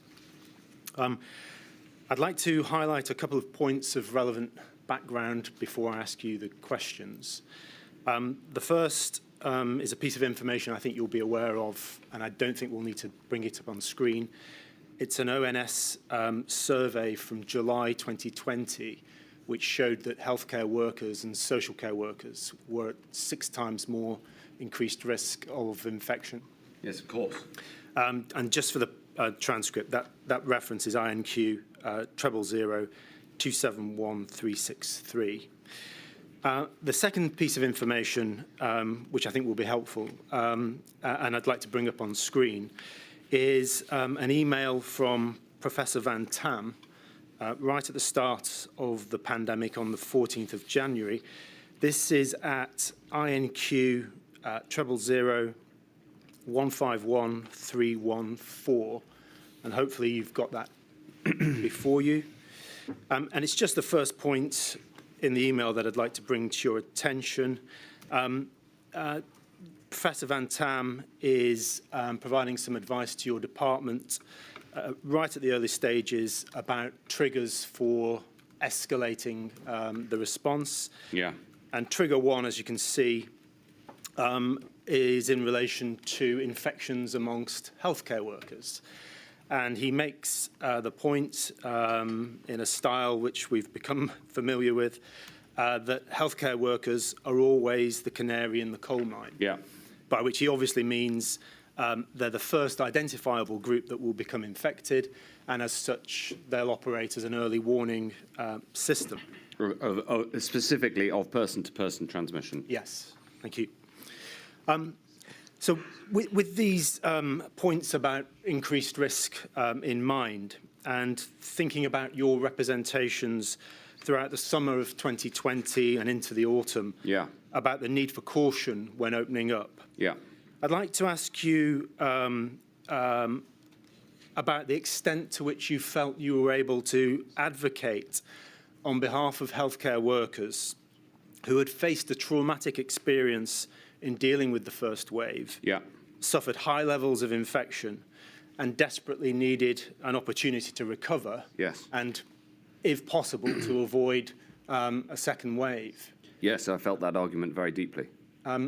Could you help the inquiry with any insights about any obstacles you might have faced in this regard? Well, the obstacles are were described and discussed in the questioning from Mr. Keith, because in the same way that to tackle long COVID, you need to tackle COVID, to stop healthcare workers dying from COVID, you need to tackle COVID. Now, there are also specific actions that you can take. You asked specifically about the summer, and of course, by the summer, we did have a very significant testing operation, and testing in hospitals. But earlier we were discussing the challenges of getting testing into care homes, and in a way, your question demonstrates that there are other priorities too that need to be considered. And so in that instance, I always took clinical advice on that prioritization. But yes, there was, and the same goes for PPE, by the way, where there was this tension. Where do you use your PPE? And the argument that you are rightly, correctly, and understandably making is healthcare workers are amongst those who are most highly affected. It was, for instance, why we put healthcare workers in the very first group to get the vaccine. Yes, thank you. Can I move on to a sort of connected issue and one that also concerns risk of infection? Can I ask you about your understanding of airborne transmission? Yes. What were you advised about this risk, and when did you become aware that it was a significant route of transmission? So, just to be totally clear, are you asking about the distinction between droplet transmission and airborne transmission through essentially aerosol? Yes, I am. Okay, so this was a really, really important point, and sometimes quite complicated to describe, and also the science behind it was very complicated to ascertain. So how the virus spread from one person to another is obviously an absolutely critical part of transmission, not only the rate of transmission, but how.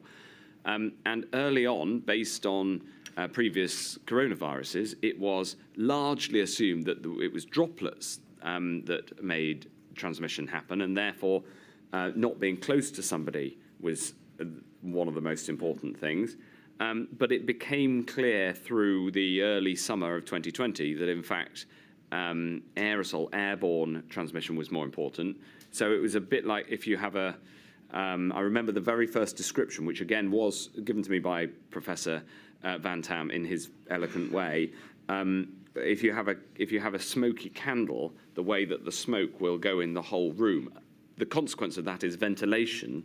What became seen as much more important and is more important for dealing with the transmission of COVID than droplets. But that was not understood at the start because it was a novel disease, and the starting point was an assumption that the transmission was the same as SARS-CoV-1. Thank you.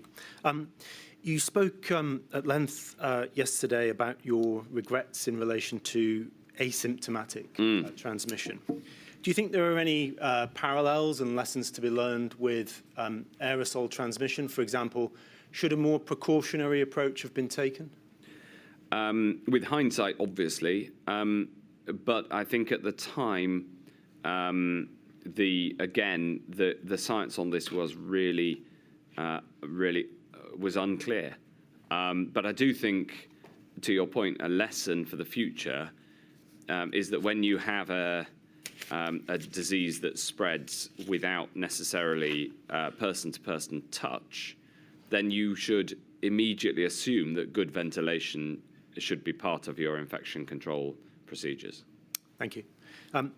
I'll move now to my last question area. You'd mentioned earlier that during the early summer of 2020, airborne transmission became more important, or yes, it was realised that it was more significant. Can I ask you about decisions taken in June, at the end of June, to stop purchasing PPE? So you've told us about your direction to begin purchasing, I think, towards the end of January. Right at the end of January, yeah. Obviously, that does need to come to an end at some point, and at the end of June, stop notices were put on purchasing of PPE. Your Permanent Secretary, Sir Christopher Wormald, addresses this in his statement. FFP3 masks were no longer purchased after the 30th of June. And as you'll be aware, these are the masks that provide maximum protection from airborne virus. Given that the awareness of the risks of airborne virus were growing at this time, and given the likelihood that a second wave was coming, and also given the shortages of this very important piece of equipment, do you think the risks of transmission, aerosol transmission, were fully factored into this decision to stop purchasing? I don't know. We'd have to look at the chronology. I don't know the date of my conversation that I just described with Professor Van Tam. And the first hard evidence I saw on this was evidence from a Spanish study. So this was clearly an international issue. Having said all of that, it is absolutely clear that this is an important part of the lessons learned exercise, because having the right stockpile in a pickable format so that you can get it out quickly in a crisis of kit that fits everybody, no matter their gender or ethnic background, is a very important lesson for the future. So irrespective of the chronology, which I'm happy to look at in the paperwork, for the future, it's not just about having a PPE stockpile, it's about having a PPE stockpile that is the most likely to be immediately and urgently useful in the event of a pandemic. Thank you, Mr. Hancock. Thank you, Mr. Stanton. Very grateful. Ms Davis. Ms Davis is over there, Mr. Hancock. Mr. Hancock, you can see and hear me all right? Yes. Good. I ask questions on behalf of Southall Black Sisters and Solace Women's Aid, and you'll know that they're part of the Violence Against Women and Girls sector, yes, dealing with them. So my topics are on domestic abuse. Yes. Can I start with the regulations, which, as you say, you had responsibility for signing off? Yes. And under the regulations that came into force on the 26th of March, as you say, they weren't the first ones, but they were the ones for lockdown. then the requirement was to stay at home. There were certain exemptions from that, and three of the exemptions is that people could leave if they had to access critical public services, including services provided to victims, such as victims of crime. Yes. And another one, that they could leave in order to avoid injury or illness or escape of a risk of harm. Yes. Did you have in mind the need to leave domestic abuse when Yes. you approved those Yes. exemptions? Did you ever consider a parallel provision, and I'll put the scenario to you, in normal times, outside of lockdown, outside of pandemic, then it's not at all unusual for women, it's mainly women, who have to leave as a result of domestic abuse.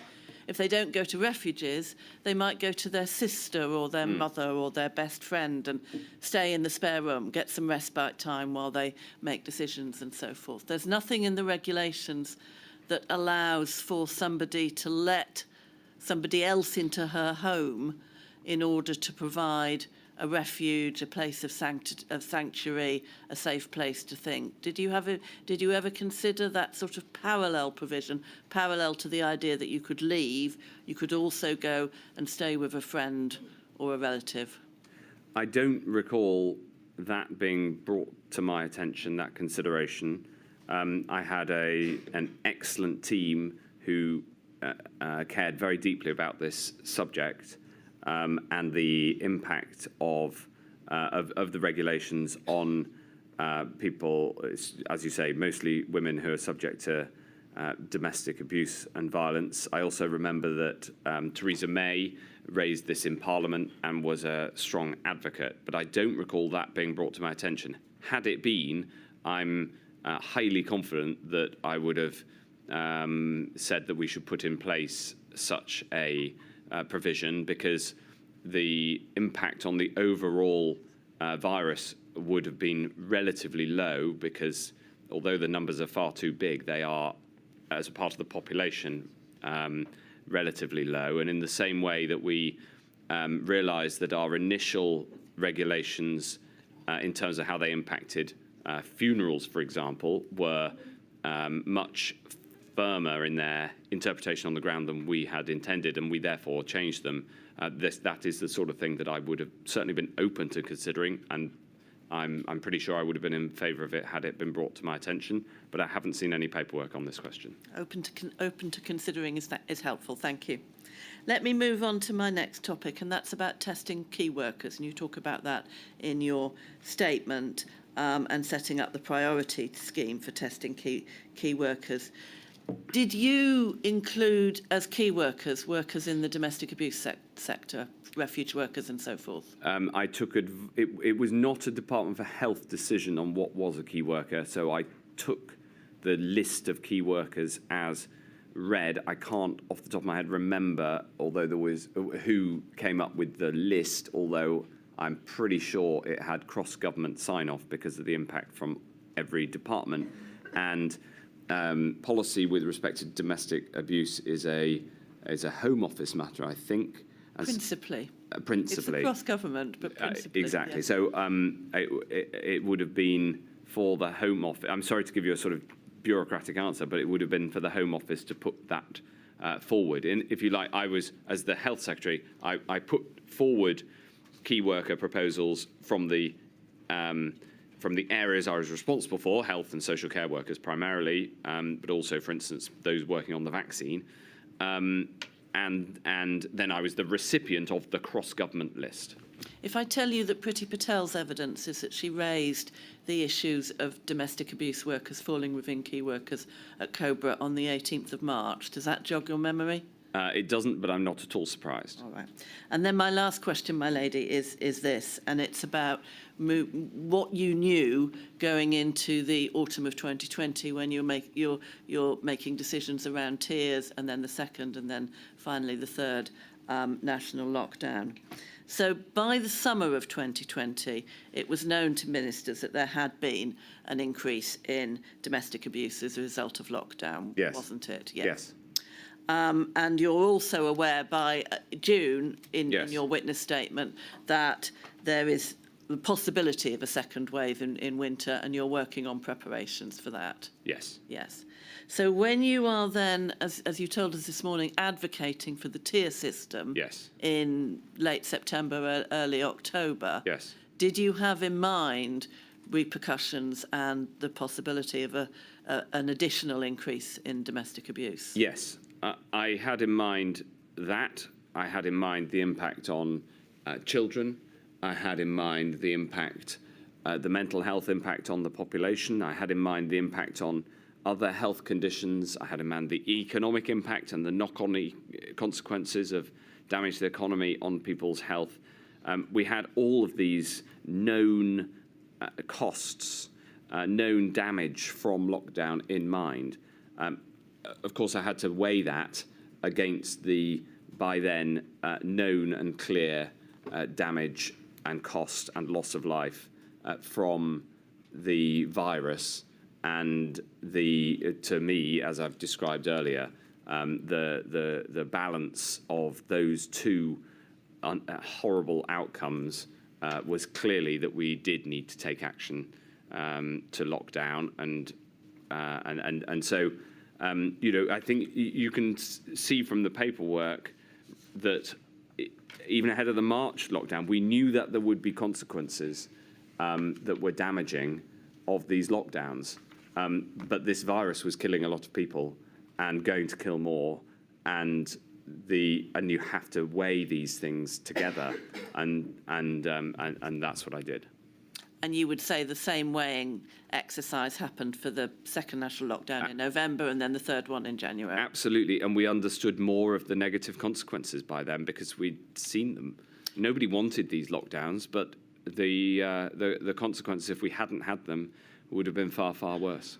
And this is my very last question. And since you did take in mind or bear in mind all those weighty responsibilities, turning back again to domestic abuse, was there anything that you did specifically about that for the decisions that you made in the autumn and the winter? I would have taken advice on that, and I would have taken that advice very seriously. I don't, without going back through the paperwork, I don't have a direct answer to the question. It isn't. I can't remember specifically, but I know that it was something that we considered. Thank you, Mr. Hancock. Thank you, my lady. Thank you, Ms Davis. Mr Jacobs. Mr Jacobs is also behind you. Mr Hancock, don't worry about it. He's used to people's backs as well.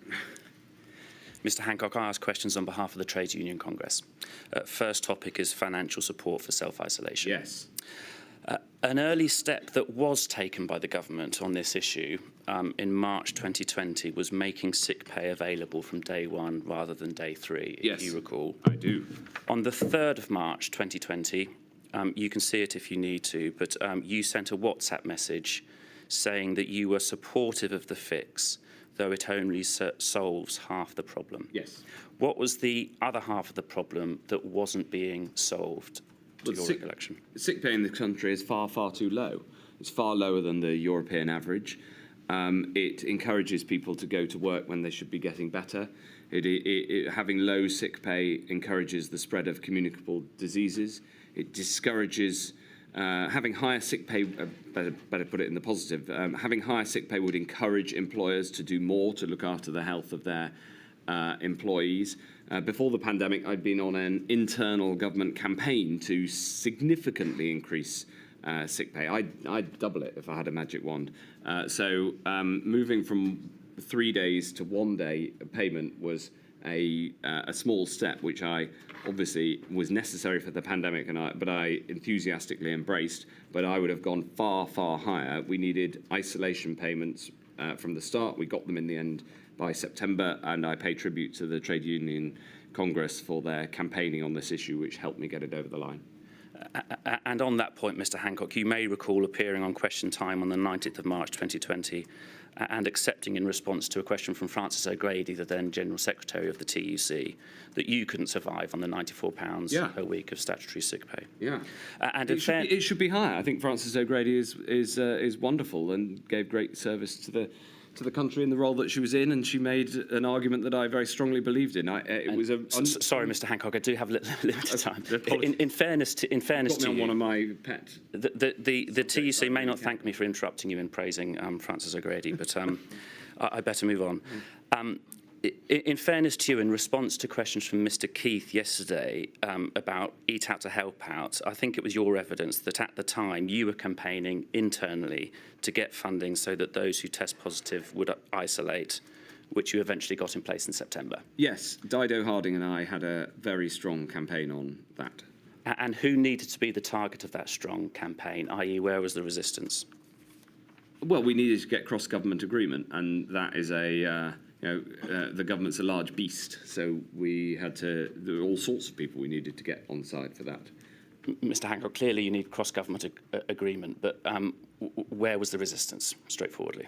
Well, I can't remember. You'll have to look in the paperwork, but you need to have number 10 on side, Cabinet Office on side, and Treasury on side. For something like that, you'd also need to have the DWP on side, because although this was a pandemic and therefore I was driving it, it would typically be something close to their hearts as well. Okay. I can't remember precisely what the dynamics of that debate were. The Test and Trace Support Payment Scheme came in on the 28th of September, Monday the 28th.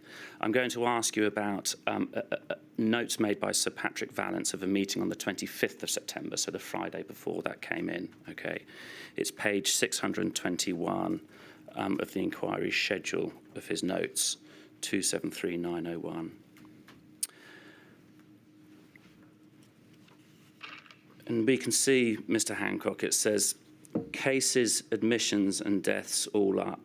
PM obsessed with testing again. Are people actually doing the self-isolation? So Sir Patrick argued that low levels of isolation is key. They, of course, go straight to enforcement. Hancock argues that it is all okay from Monday, and presumably that must be a reference to the Test and Trace Payment Support Scheme. PM says, we must have known this wasn't working. We have been pretending it has been, whereas secretly we know it hasn't been. Hancock lets out a big sigh. Yeah, I feel like giving out a big sigh now. Yeah, so firstly, but perhaps the question, the answer to this is obviously yes. Did you agree with that assessment of the PM? And is it... No, I didn't. That wasn't how I felt about it. Well, let me ask a different question. How did you feel about it? Well, I don't think... I hadn't been pretending to anybody, and I'd been making the argument as strongly as I could that we needed action, such as we were taking that following Monday. Hence your big sigh. Do you think, though, that it's a pretty appalling state of affairs that 6 months after this measure of self-isolation becomes a key NPI, the PM's assessment is we have been pretending it has been working, whereas secretly we know it hasn't been? I think that the lesson for the future is that self-isolation payments, rapidly delivered, are a necessity when self-isolation or indeed mandatory isolation is required. And my lesson, a further lesson I would take for the future from this whole debate in government is that we should have higher statutory sick pay, but I appreciate that's out with the terms of reference of the inquiry. Mr. Hancock, the learning lessons point is clearly important. My question, straightforwardly, was do you agree with the characterisation that it's a pretty appalling state of affairs to be in at that stage in the pandemic? I think that is unfair. There were enormous numbers of pressures, and these decisions and the positions people took were for good, rational reasons as far as I could see on this. I'm just very glad that we got over the line. Next topic is movement of staff between care homes. Yes. Could we have on the screen your third statement, please, page 8, 273833, and in particular, paragraph 33.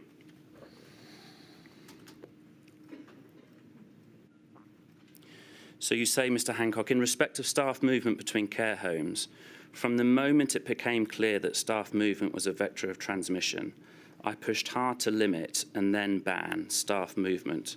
Various arguments against were presented, including that staff are essential for the sector, which of course they are, but I took the view that the need to stop infections getting into care homes was more important. Mr. Hancock, is that misleading in the sense that whilst it may have been true of your position later in the pandemic, in the first few months of the pandemic, it wasn't your view? When I wrote this, I hadn't seen the paperwork from essentially February, March, which showed that some had been raising this issue. And at that time, the concern around, as it says here, staff being essential for the sector was the primary concern because the vector of transmission point had not been proven.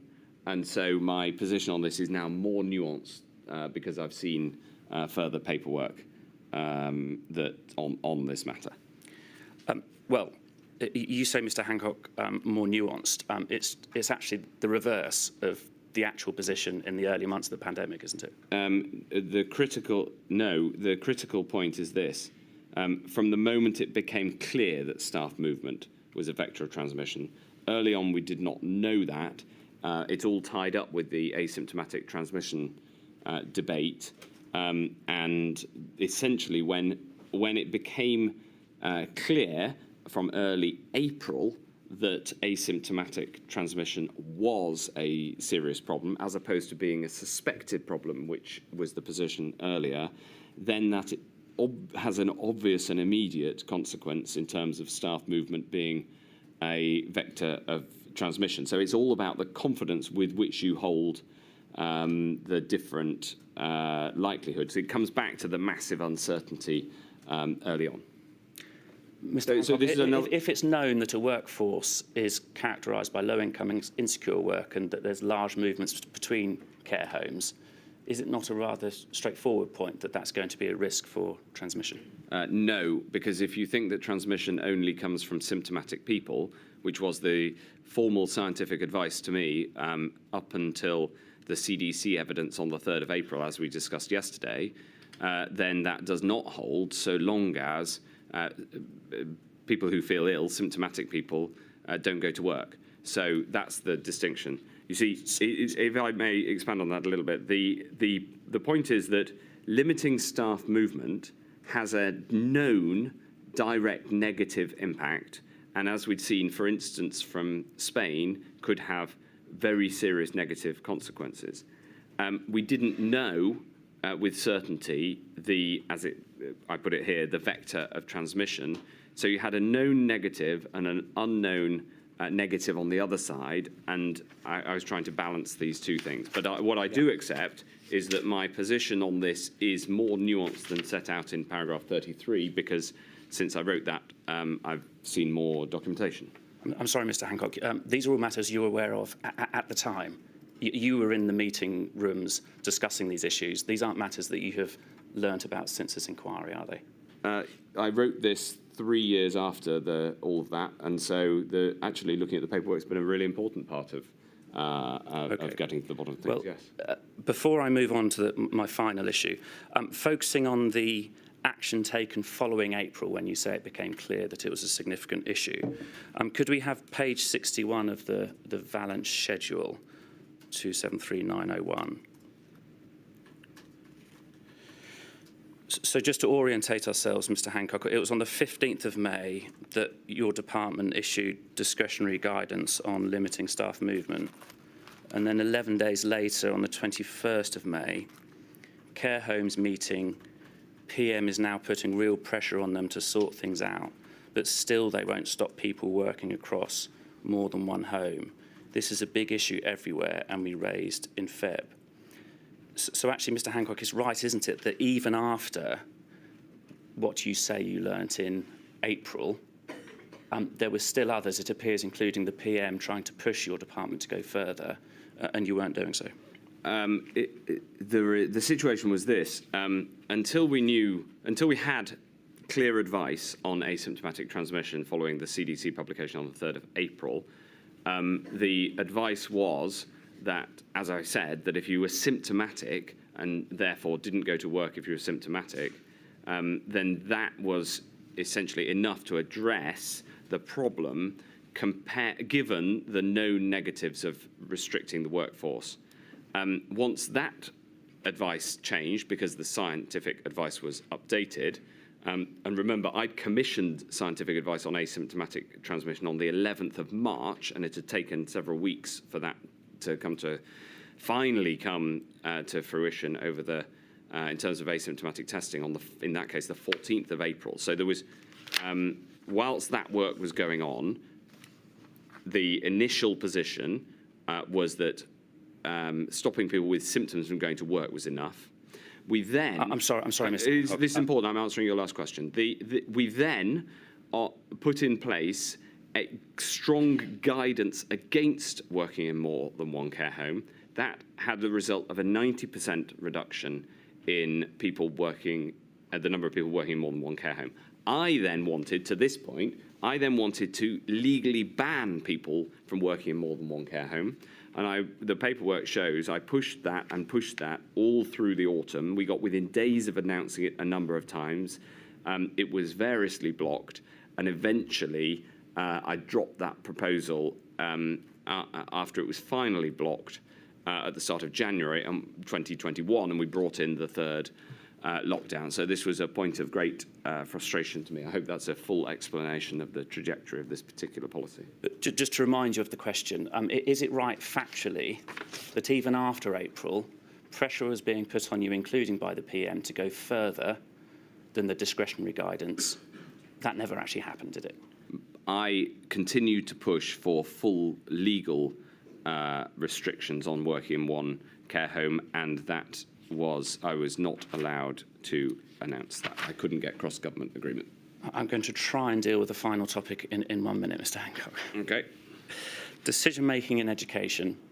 6th of August, you describe attending a meeting where plans for reopening schools in September are discussed, as are various contingency plans given the precarious R rate at that time. So, for example, the documents you exhibit talk about the possibilities of informing secondary schools that they may need to rotate and things of that nature. Sir Patrick, in his note of that meeting, describes the PM as saying, "Don't want to hear about plan B and C for failure. I just want pupils back at school. And we are no longer taking this COVID excuse stuff. Get back to school." 2 questions. Do you recall the PM responding to the scenarios and to contingencies in that way?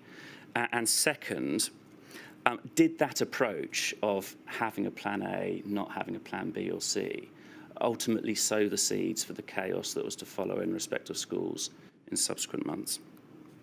I don't recall the Prime Minister saying that, the then Prime Minister.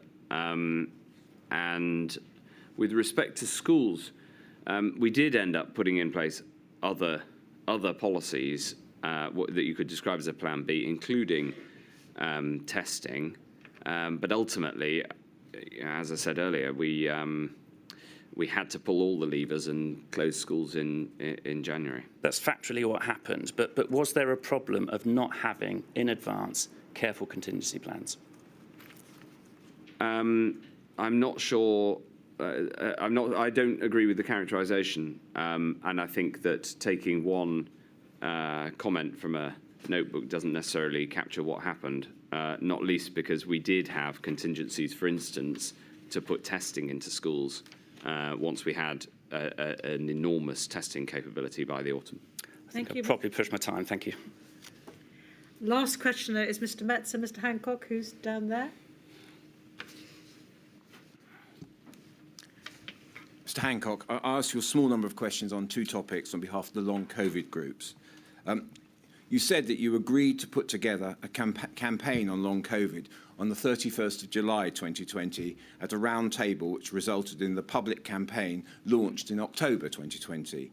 This agreement came after long COVID SOS wrote to you in July 2020 saying they were struggling to get help from the medical community for their disease and felt abandoned by the government. In the interim, Long COVID support raised similar concerns with Jeremy Hunt, and you responded to a letter they wrote in September 2020. And in October 2020, Long COVID Kids also raised additional concerns in relation to long COVID in children in a public letter to the British Medical Journal. In January 2021, Long COVID Support wrote a letter to all members of Parliament still asking that long COVID be made of the narrative. We know, and you've said, that DHSC issued a press statement and just the one video on long COVID on the 21st of October 2020. One statement, no slogans were created, no public information campaigns were launched, and no further videos or press statements were released. You've said yourself that communications are an important NPI. Why wasn't more done to communicate the risk of long COVID to the public when you had long COVID groups repeatedly raising concern about the lack of communication?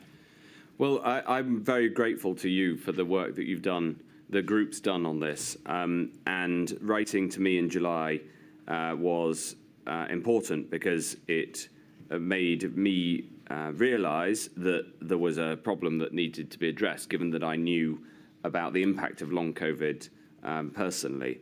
And so hence I convened that roundtable and we took the action that we did. And we discussed earlier why it took 6 weeks from then to October, mid-October, to launch the plan. The only part of your question that I would disagree with is that there was only one comment put out. I repeatedly discussed long COVID on my own, both my own media appearances, my social media, and other areas. But it's absolutely true that it felt like it was an area that I felt I needed to push. So do you agree and accept that insufficient was done to communicate the risk of long COVID to the public? Well, I think that raising concerns about long COVID was an important part of explaining why it's important to tackle COVID. The large swathes of the public understood that and were on side for that. The campaign against it was ranged in a relatively small part of the political debate, if you like. Well, you raised long COVID on your own, but why wasn't it raised across government? I don't know. You'll have to ask people across government. I mean, I had my shoulders to the wheel on this one. You said the only way to prevent long COVID is to prevent COVID. When decisions were taken to release restrictions in 2021, yes, wasn't it even more important to communicate the risk of long COVID, to encourage people, including the young, to maintain protective behaviours to avoid long COVID? Yes, I think that's reasonable. The pace at which the restrictions were lifted in 2021 was driven by the data with gaps wide enough to be able to see the impact of each restriction. I think this was important after the experience of lifting too much in 2020. Well, do you accept, therefore, there was a failing to communicate sufficiently the risk of long COVID in 2021, particularly concerning young people? I think that I haven't seen the amount of cross-government communication there was on it. All I can tell you is that this was something I was personally concerned about and used my own communications to reinforce the point. All right. On the second topic, we know that the DHSC established external ministerial roundtables on the long-term effects of COVID-19, and these were chaired by Lord Bethell in October 2020. Yeah. You attended one of the roundtables on the 23rd of February 2021. Don't think we need to go to it. Yeah. INQ 0000600080. Yeah. Patient advocates also attended the roundtables and have said they couldn't see how the discussions translated into policy. The question is, how did insights from the roundtables inform the decisions that you and other decision makers made in response to the pandemic? Well, what I'd say is that getting action on this subject was hard.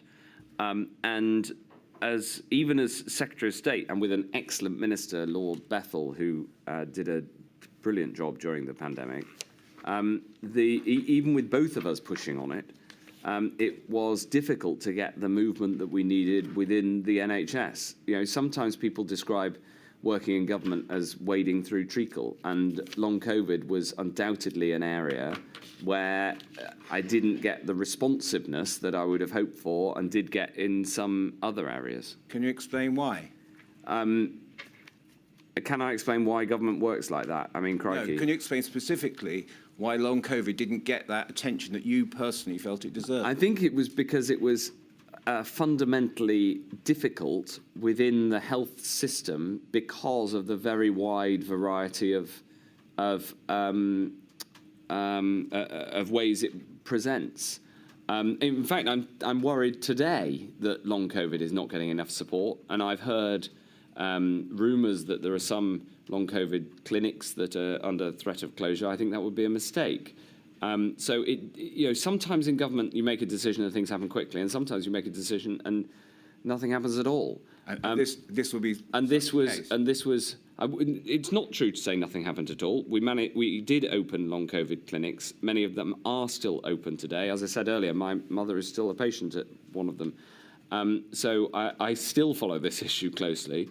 But I would just say that long COVID was one of those issues that is closer to the wading through treacle than the government machine responding as an orchestra does to their conductor. Thank you, Mr. Metzer. No, sorry, Mr. Metzer. Thank you, my lady. I've been tough on everyone else. Indeed. Does that complete the questions for today? Mr. Hancock, that completes your evidence today. I'm terribly sorry, but I can't give you any guarantees. I won't be asking you to attend again in future modules. Thank you for your help over the last couple of days and for your patience. Thank you. Right. The next witness, so that people know if they wish to make any plans, will be Boris Johnson, the former Prime Minister. He will appear next Wednesday. We won't now be in a position to call Simon Case. That's due to medical reasons, and if people wish to see my ruling on that subject, they'll find it on the website. So it will be 10 o'clock next Wednesday, please. Thank you.